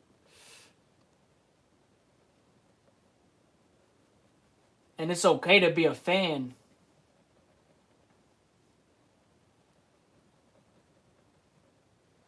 but if you're trying to reach something of that, fan, quote unquote, you have to put yourself on a pedestal that you put that person on a pedestal as well.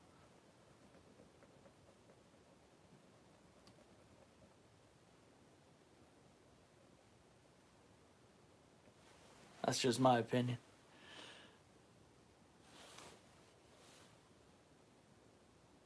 I thought you left. It said one. Wait, what?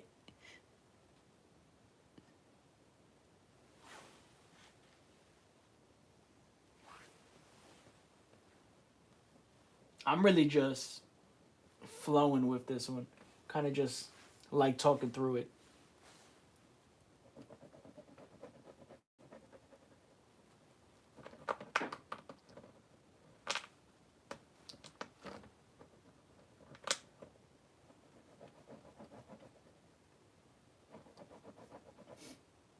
That's the thing too. See, like with my art, like there's just several reasons of why I do art. Like I love art overall. This is, you know, people have hobbies, right? So this is what I love to do. This is what I like to do on a daily. So for me, even if at the moment like I'm not working on like, a certain conscious project that I'm pushing out, I'm still doing something art related. Like I have 24 hours in a day, right? So, I go, do what I got to do, whatever. Just giving you a gist. Yo, what's up, Jonathan? Not art. Thank you, Jonathan. This guy.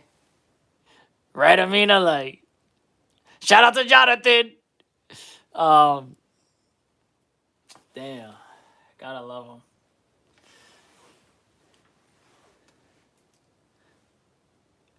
I know.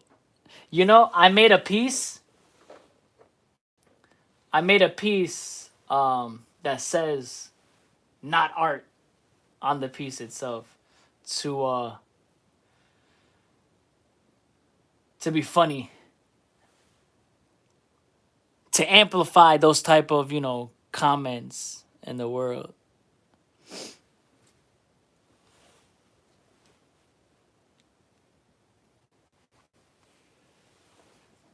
But it's okay. Everybody has, their opinion. But I like things like that because like I love satire. That is something that I've done a lot throughout my art too. And a lot of my wearable art is satire.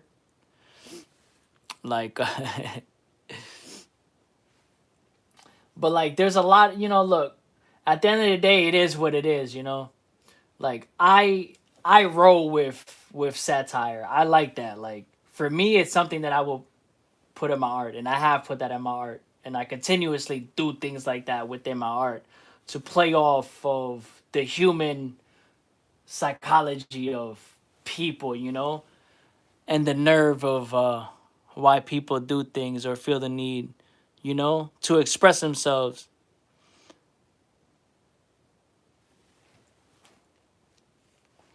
I appreciate you, Amina. It's all good. I mean, look, everybody's entitled to opinion. People come in, uh, sh- come in and shit on you or say things without actually knowing you, seeing you one time.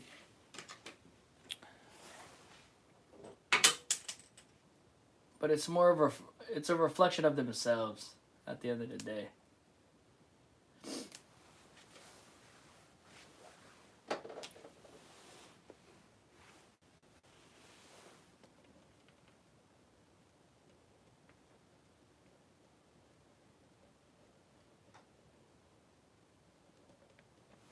Always gonna get that. At the end of the day, it's about how you handle those situations. Because to be honest, if it was me back in the day, and I still get those itches, probably, you could respond different ways. I'm trying to always be a better person in how, I react. Because like when it comes to my art anyway, or to art in general, there's art that I might not be attracted to, but because I'm an artist, I appreciate it now. Like, you know what I'm saying? Like I appreciate all art, like period. Um, and that's that. Like it's just like music, right? I appreciate music, but everybody has their style that they like to listen to. You know. Now, should you go around just randomly like, you know, shitting on people's lives or what, like, things of life or whatever? You shouldn't, but people do it. You know. But like they're the ones who gotta go to sleep with those thoughts and things like that. Nah, trust me. Those things I'm human too. I'm not gonna say it doesn't like it doesn't, affect like it doesn't rub you off like the wrong way, but like I don't know. It's different now.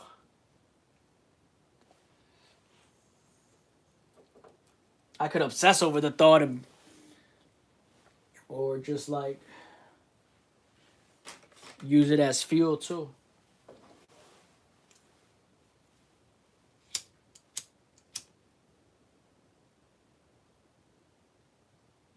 I feel like there was times where I used to obsess a little bit more over like certain comments like that, and it's just like ridiculous, to even put that into existence.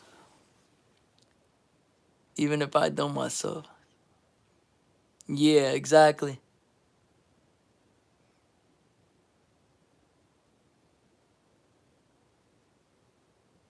Yeah, for sure. Yeah.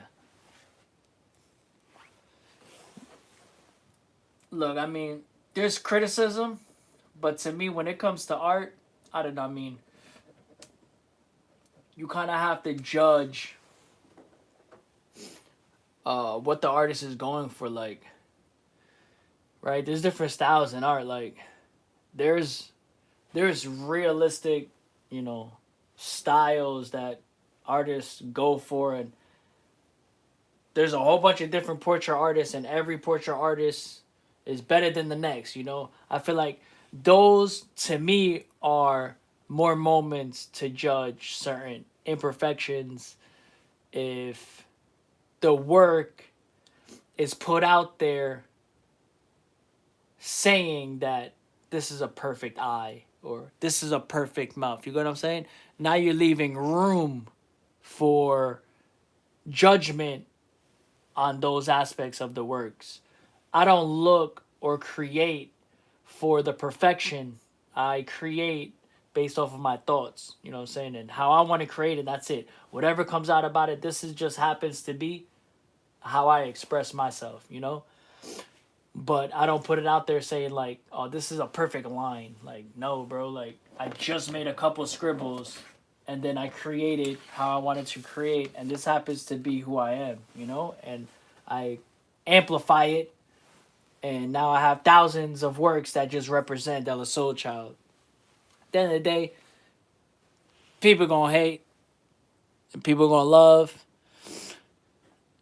people gonna intimidate, but nobody could be you at the end of the day. You know, if somebody wants to do something better, or they say they can do something better, or something's bad, then I challenge them to do it. I challenge them to do it. Or not even do it. Do something that you're scared of doing in your own life that you won't do, so you're commenting on other people's journeys. In simple terms, I hope he loses all his hair. Hey, yo, I'm dead and your story matters. Nah, don't worry.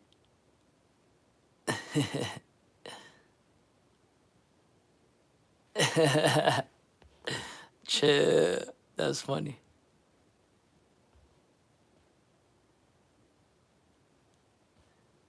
Yeah, no, I feel you. Yo, just like different genres, different sports, exactly. Like, I'll be honest, there's art styles that I'm attracted to that I don't create um as frequent, but I'm impressed by how they go about it. Like, for instance, a Banksy. I'm impressed by how he goes out there and becomes political and just becomes his voice that nobody knows who he is. Like, I'm impressed by that shit. Like, almost I get and I'll be honest, in a way where I feel like I would love to be in that light, in the sense of um not knowing who like you are. I love that. That's what I like. I'm attracted to that. Not everybody I'm attracted to who's like faces like that. Not everybody's like done it right, or whatever the case may be. But I'm attracted to his to whatever he does.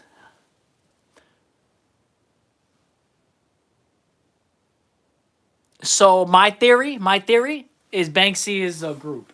That's my theory. That's my theory, and I don't know if I should say all this on live. Maybe I should keep this to myself because I really don't like. I don't know if people think of this stuff or whatever, and I really don't. To be truthfully honest, I would love to work with a Banksy one day. Would that happen? Psh, I have no damn clue. Like, I never want to say never, but like, there's certain things that like just won't happen. Just even as much as you wish, but anything's possible. I'd rather keep all his being him. I'd rather him be anonymous.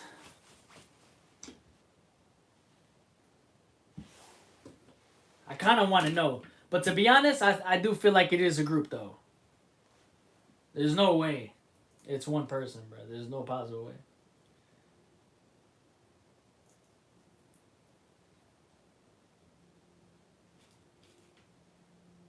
I gotta say though, if it is a group, that's the most loyal group you've ever seen in the world. So that has to make you think that is it a group or is it a political or not political? Actually, maybe you could possibly say political. Is it a political powerhouse group? Like, is it a whole company of people and a whole bunch of non-disclosure forms of random artists continuing this out? Because Banksy can only live on for so long. So even if my theory was right, it would have to come to an end at some point. Or else that would make my theory correct and Banksy lives forever. And that would be the time that would be the story of a lifetime. If when Banksy is supposedly supposed to have died, but his work continues to live on and stamped and approved by their team. It's almost like to prove that unwanted or unexpected graffiti could be valuable art. Yeah, I mean, look, he's not the only person. He's just one of the few that is popular. Popular, and everybody knows. But there's so many street artists out there who, on the low, make some make some money out there in the back end from doing street art and stuff like that. From what I've learned, especially in Florida, from stories that I hear, especially a lot of tattoo artists.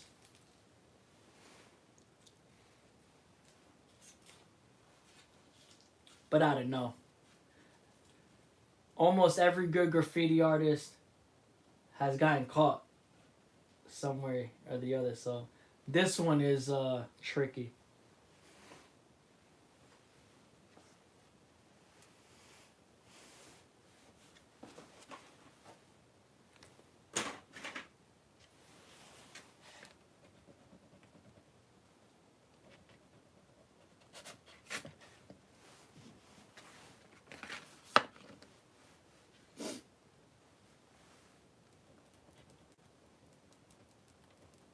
What do you think?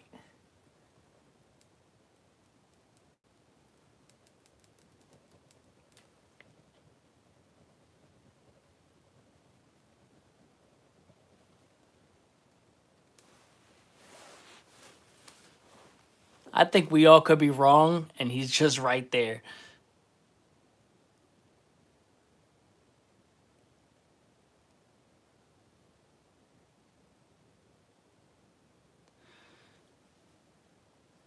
Well, he says it's stencil work.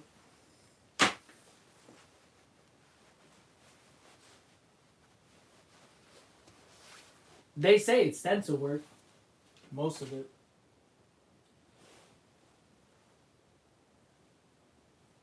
I think all of it's stencil work. But I don't know his. I don't think anybody really knows uh, what his other works past that would be. Because from what I see, I only see a lot of stencil works. Even if there's splatter of paints or something, because that's the way he gets it out quick. That's the way they're able to go to spaces and have the format, and they lay it out, and then they're able to get it out.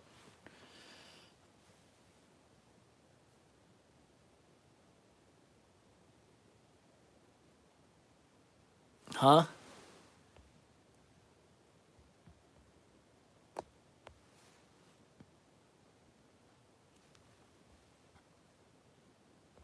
Wait, what? Like how a lot of people don't know that a lot of Andy Warhol's work. Do you think really people is that a thing, or like I never really you I don't know. You think people really thought Andy Warhol was not screen printing?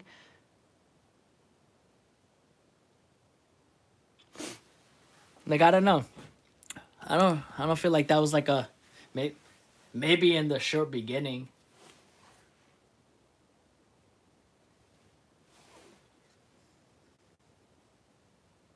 Like what I mean is people within his like in his lifetime, but I think people in our lifetime, like there's probably a lot of confusion like as far as that goes. Like I'm sure, yeah, definitely a lot of people feel like he did a screen print, but I feel like if you're talking about the people around him during that time when he was doing it, I feel like everybody knew he was doing that. Uh,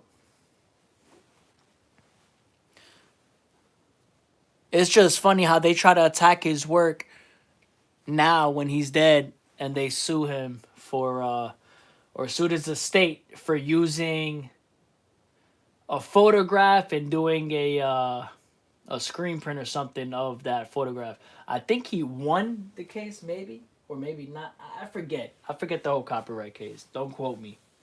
He might have. I don't know. They might have had to pay out. Who knows? But it's interesting. Like decades later, I love Andy Warhol. I love Andy Warhol, and that's the thing. Like I don't know. For me, it's always interesting reflecting on my artist journey because, like I said, although I started as an art therapy, there was still a part of me. Like before I was really creating on this, on canvases and artwork, like I said, I was into fashion. So, I was doing photography, hand cutting and sewing, learning sewing, and then gradually painting on clothing. That's when painting started coming into my life. I don't know. Everything's just been gradual.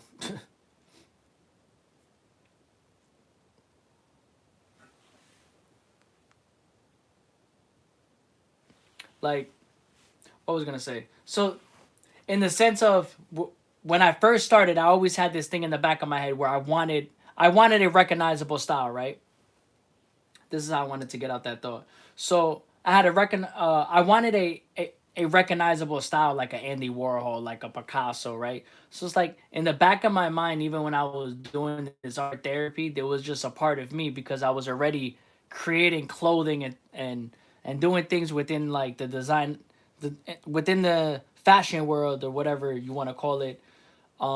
That just brought that thought to me. So as I was going along my spiritual journey, I always wanted to get to a point where I'm creating a visual aspect that represents me overall. Like you see a painting and you can tell like, oh, that's De La Soul Child. Like he always does like this or he always does that within his painting, his artwork, and that's him. Like that's why I love like Andy Warhol's, or I just love all the artists who uh all the late artists or any artist who's just able to formulate an original style of their own to represent their voice and continue with that. I feel like it's one thing to create for like a year, it's one thing to create for like 4 years, but like when you reach that 10-year mark like I have and a little bit over that, it's different because you start to get to this point of like, wow, like everything becomes natural. Everything becomes the same way I breathe is the same way I create. So it really becomes a part of me. I start seeing this stuff everywhere, you know? I start representing life with color, start representing dark moments with how can I represent that in my next art piece, you know? Or I'm having a conversation and just how can I represent that? How can I utilize that? Life is art, basically. It's not that deep, but it's deep. Marilyn Mason also paint. She does? Oh, Jim Carrey is another favorite artist of mine. So I saw, so I found out Jim Carrey painted when I visited a gallery in Winter Park, Florida, when I lived there and saw his painting for display because the gallery was selling a few of his originals. When I found that out, I was so intrigued, impressed. And not just impressed by his artwork, I was more impressed by the why of why he creates artwork and him utilizing his mental health journey and utilizing art to navigate his mental health journey just like myself. So that relatability that I saw there was beautiful. Fell in love with his work. That's crazy that you said Jim Carrey. I didn't think a lot of people even knew. They weren't, man. I should go back to that gallery and one day buy a painting there. It wasn't even a. It wasn't as much as you would think.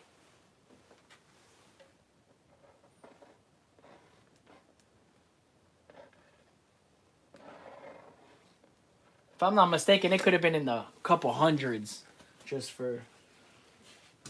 But I don't know if it. I don't. I think that was an original, but I know they had originals, and then they were also selling his prints, which was dope.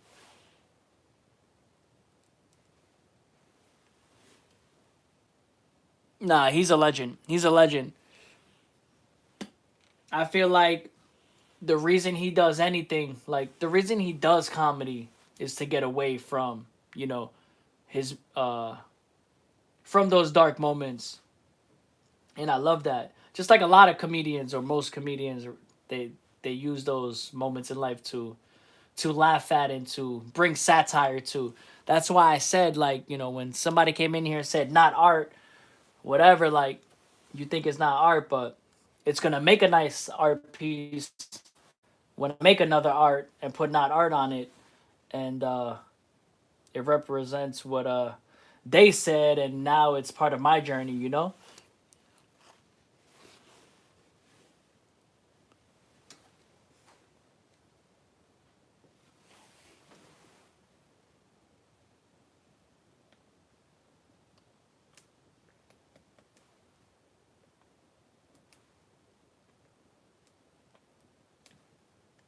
And he's goaded though. I wonder if he's worked on any new collections.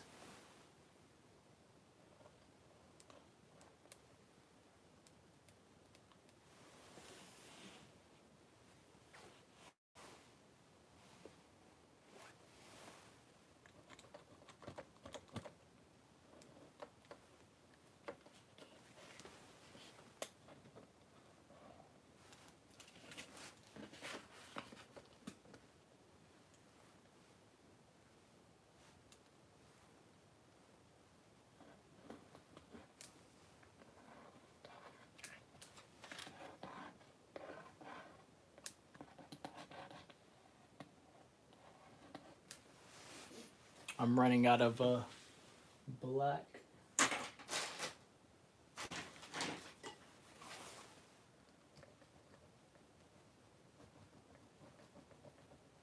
So we're gonna go in with the brown.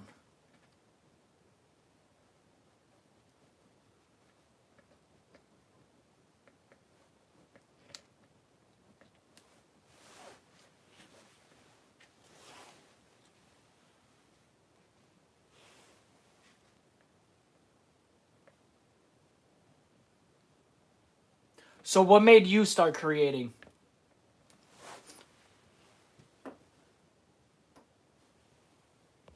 Or anybody?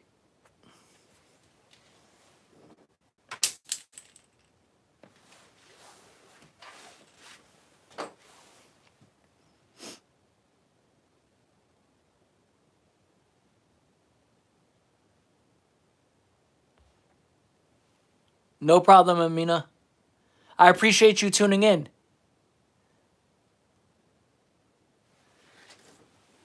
We definitely got to do a collaboration this week.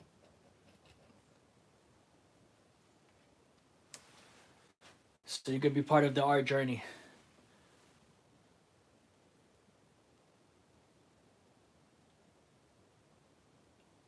Yeah, paradoxes. When did you start creating art?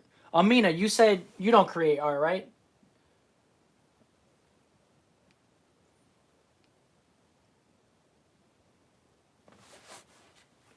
What do you do? What do you both do to relax yourself?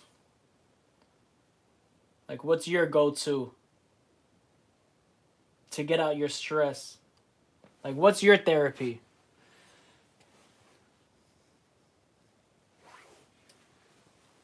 You believe in art therapy? Like, some people really don't. I think people are more open to it now in this day and age. But either way, I'm just asking.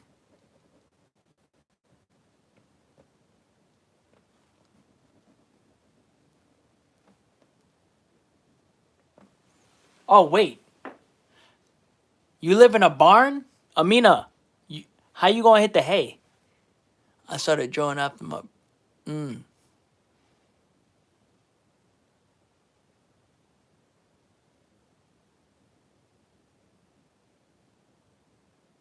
Okay, I remember similar to what you were saying prior. That makes sense. That's awesome that like that you were able to find art during that moment. Man, that's really dope.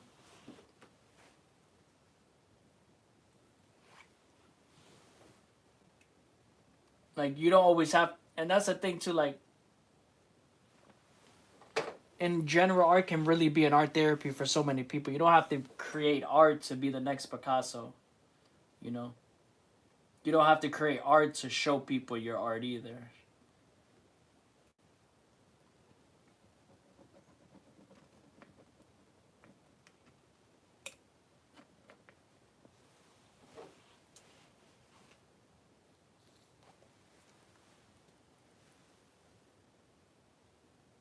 Yes, yes, realism. So when I first started creating, right, because it was an art therapy for me, I was really creating, and I don't know if this is why I was creating this way, but for me, the most expressive way to get myself out was through poetry, which I was already writing, and then through just going in and start creating whatever comes to my head, and it started coming out very abstract, very abstract. Um, and it took me a while to embrace that.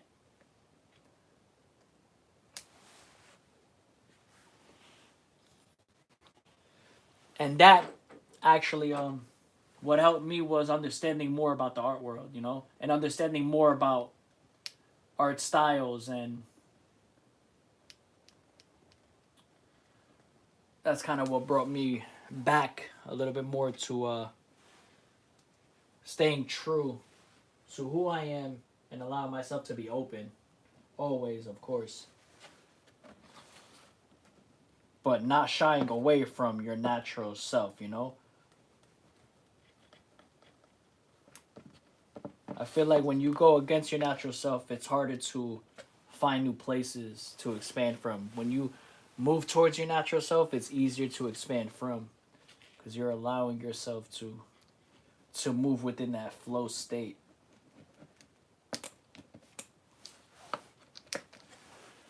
it's like become the master of something, they say. What I mean, of one thing, and whatever. Like, I can go on and on about that. You could do a lot of things. You don't got to be the master of one thing. But the point of that is to master who you are, in the sense of just being true to your natural self at that moment. Yeah. Yeah, I mean, I consider all of this that type of action painting and abstract expressionism. This is all representation of that. Like, it's all intuitive.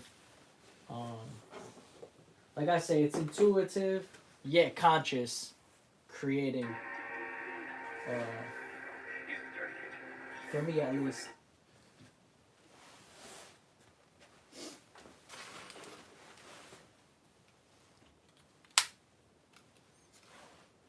Abstraction is broad. Abstraction can be anything.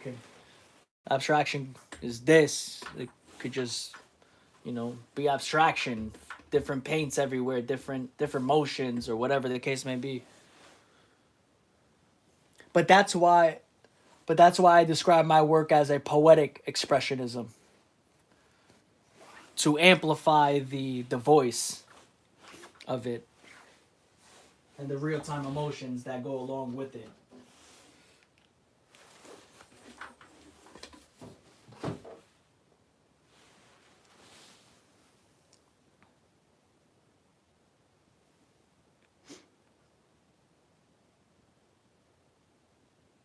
My art is also me finding trash and lifeless things and making them something.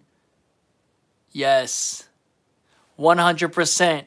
And I love that you said that, because in the beginning of my journey, and still to today, all of my Word art pieces that I was selling in the beginning were all repurposed clothing.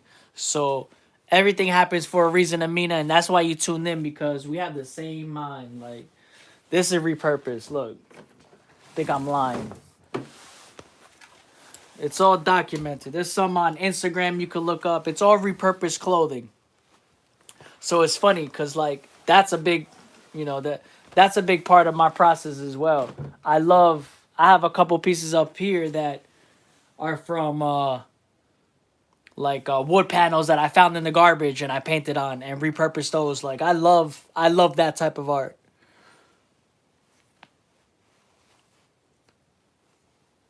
I think there's beauty in repurposing something that somebody else deemed garbage, or somehow it ended up where it ended up.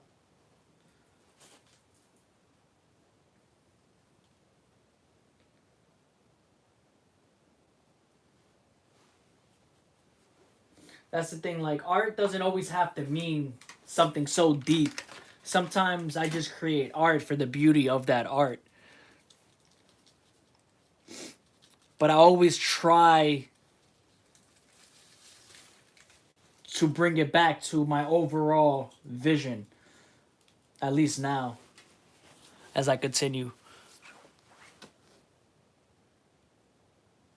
Thank you so much. Thank you, Amina. I appreciate it. Thank you, Amina. Thank you on Paradoxes. I appreciate it a lot. This is just a part of my story. You guys are like, I feel like this is a podcast. It's just going everywhere, though. Whole bunch of thoughts just scattered. It almost feels like I just started art yesterday, but like I'm explaining, where I've been and what I'm doing. Feels different. Feels it's interesting, but I like it. It's kind of bringing me back to when I first started creating.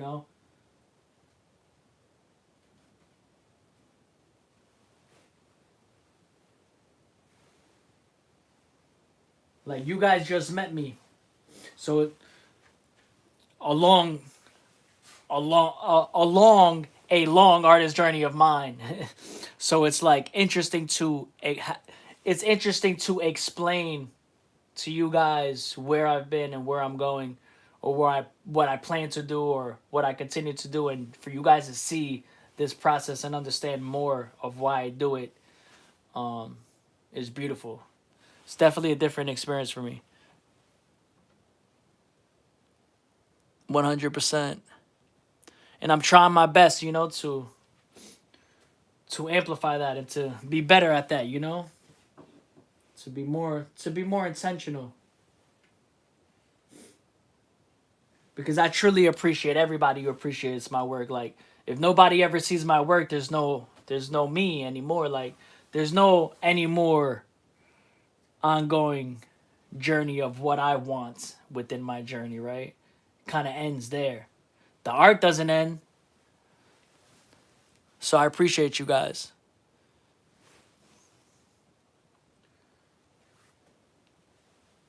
Two pieces of a larger puzzle. That's a nice title for like a painting one day. Two pieces of one puzzle.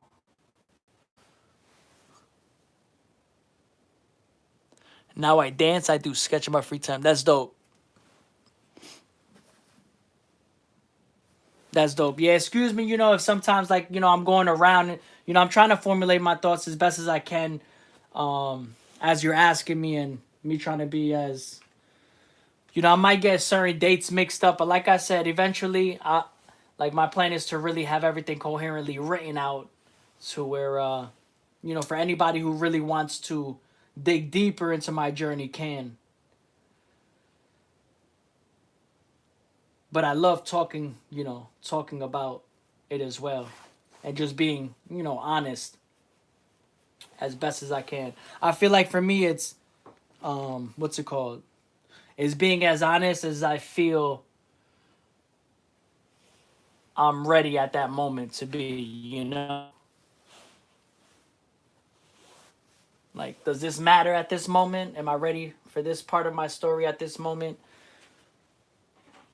Is this something that's needed at this moment? I think of stuff like that. Is it even important?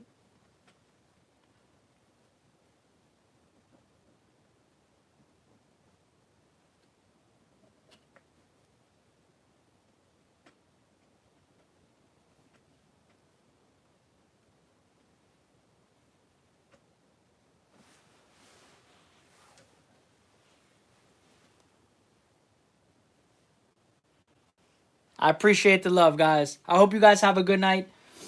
If I don't see you before I'm done, or before I tune off, or before you guys tune off, I just want to say thank you for tuning in today. It was a soul family success.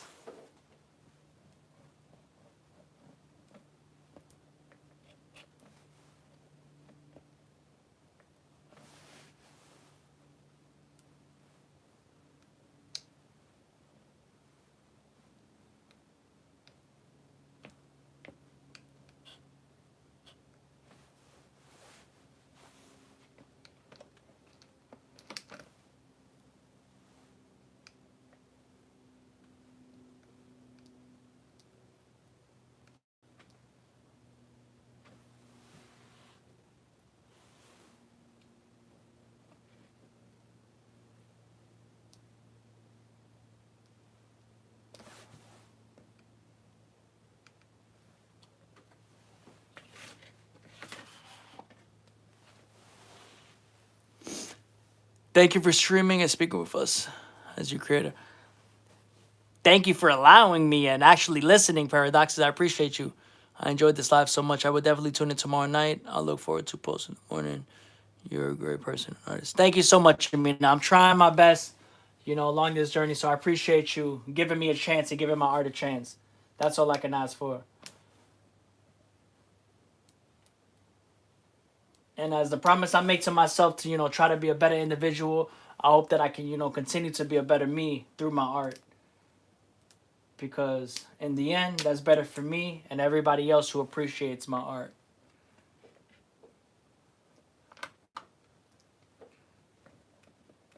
I've learned when I don't have balance within me and my art, there isn't much balance within me and my relationships in my life.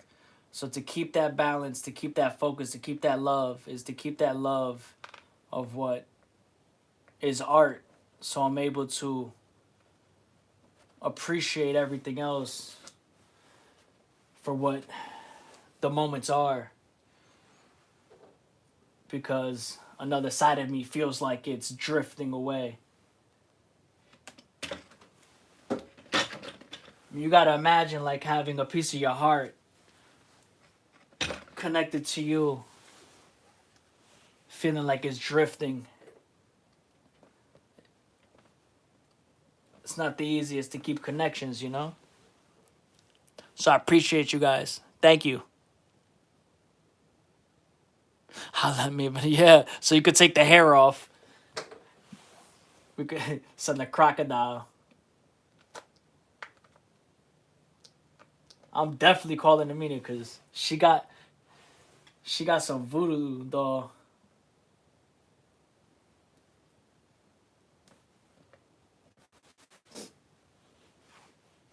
We know the real. I appreciate you guys. This was fun.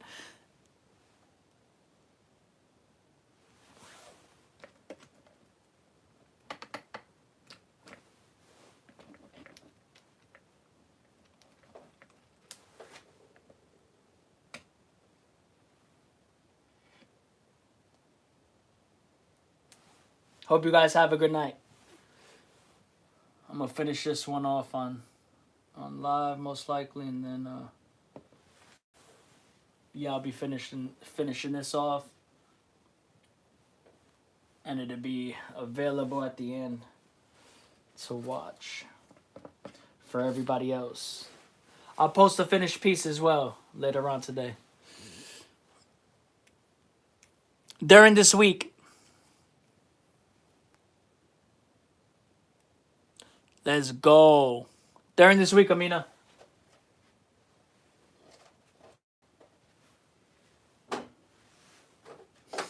I'm gonna get some more paper for today, and then we can continue that.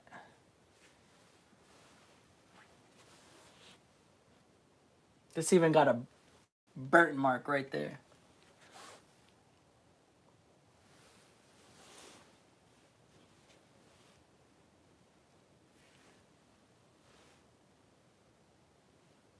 Yeah, during this week though, I definitely want to do a lot more. I want to do at least one, you know, every couple of days, or one whatever, every other day, or however it goes, you know.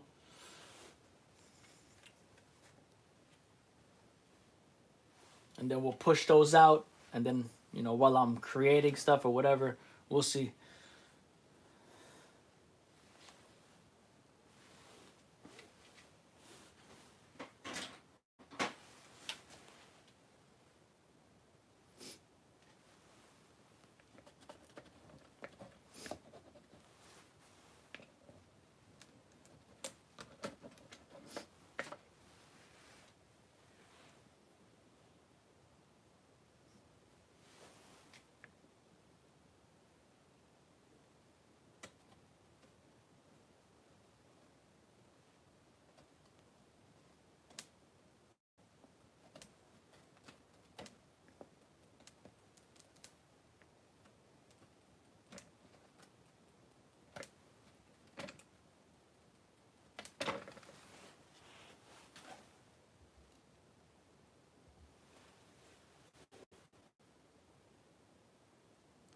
I'll see you tomorrow, Mina.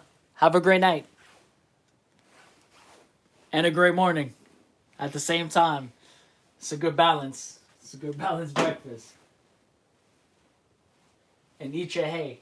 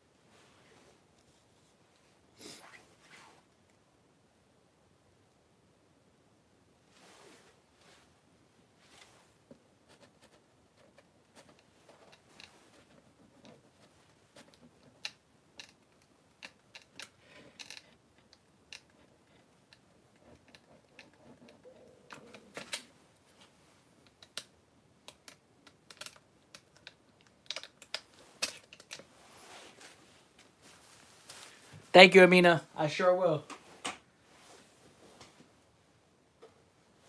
I'm gonna try. Now I'm gonna have a good day. I gotta go in with the thought that I'm gonna have a good day, even if I have a bad one.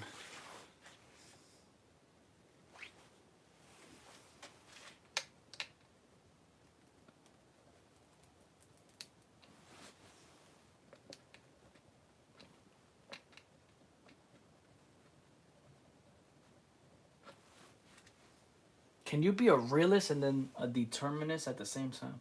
Realist, determinist.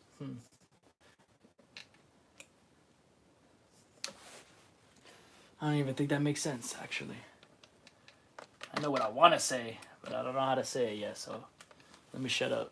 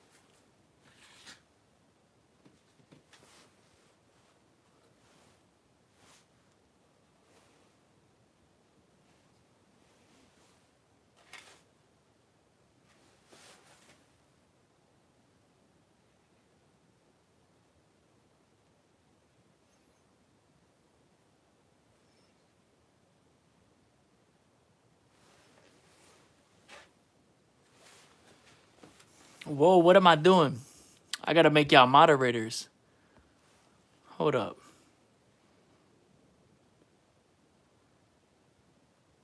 For now, I'm gonna put this, and then once I really learn whatever it is, I'm not gonna lie, I'll figure it out. But Amina and Paradoxes, if y'all see this, when you guys see this, you guys are now moderators.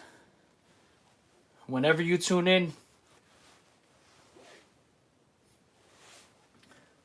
but do me a favor, leave all the haters in the chat. They're allowed to be there. Just no harm. Like, nobody could do no harm to each other. Like, but you're allowed to have your opinion.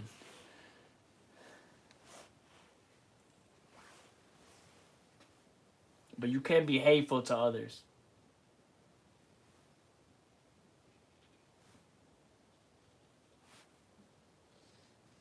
But you're also allowed to do what you want to do. Just not allowed to do it over here, though.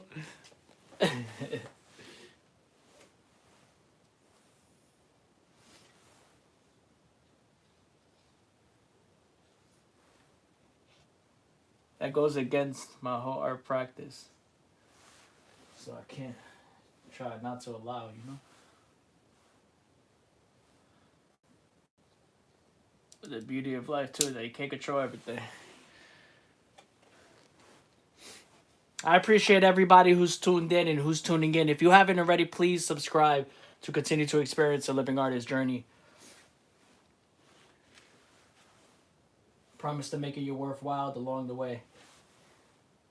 As best as I can.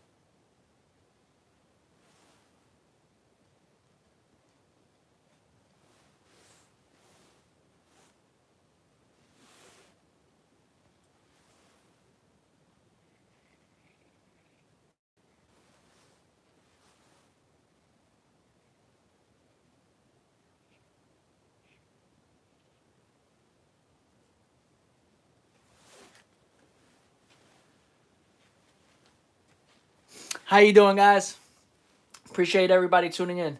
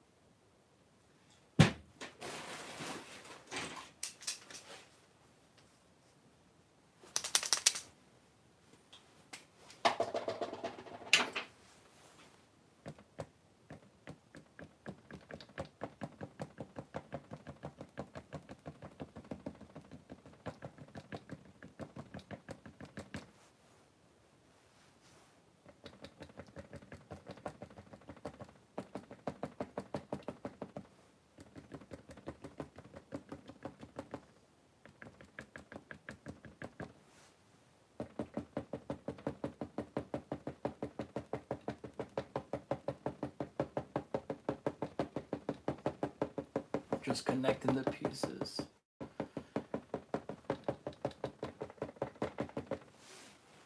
Connecting the pieces of light within the dark to represent that moment of shift. That moment of realization. That moment of knowing. That moment of just being. Being who you always were anyway.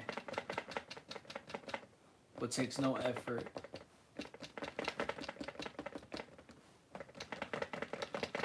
Isn't that what they wanted?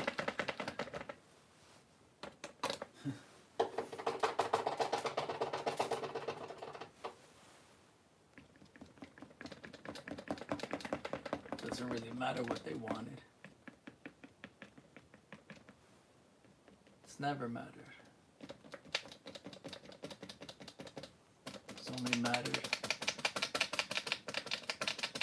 The only thing that's mattered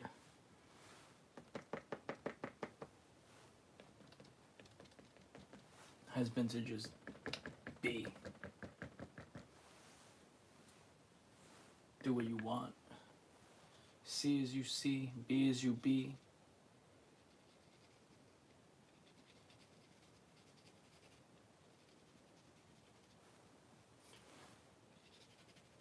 Staying true to yourself. They always want to do a little pep talk.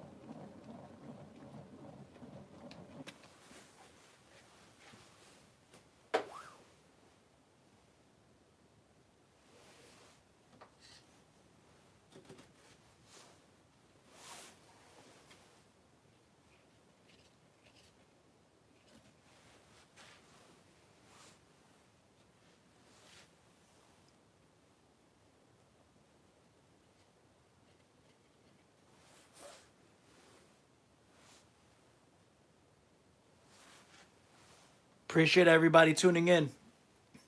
Let me know how you connect with this piece. And if you haven't already, make sure you subscribe to continue to experience a living artist journey.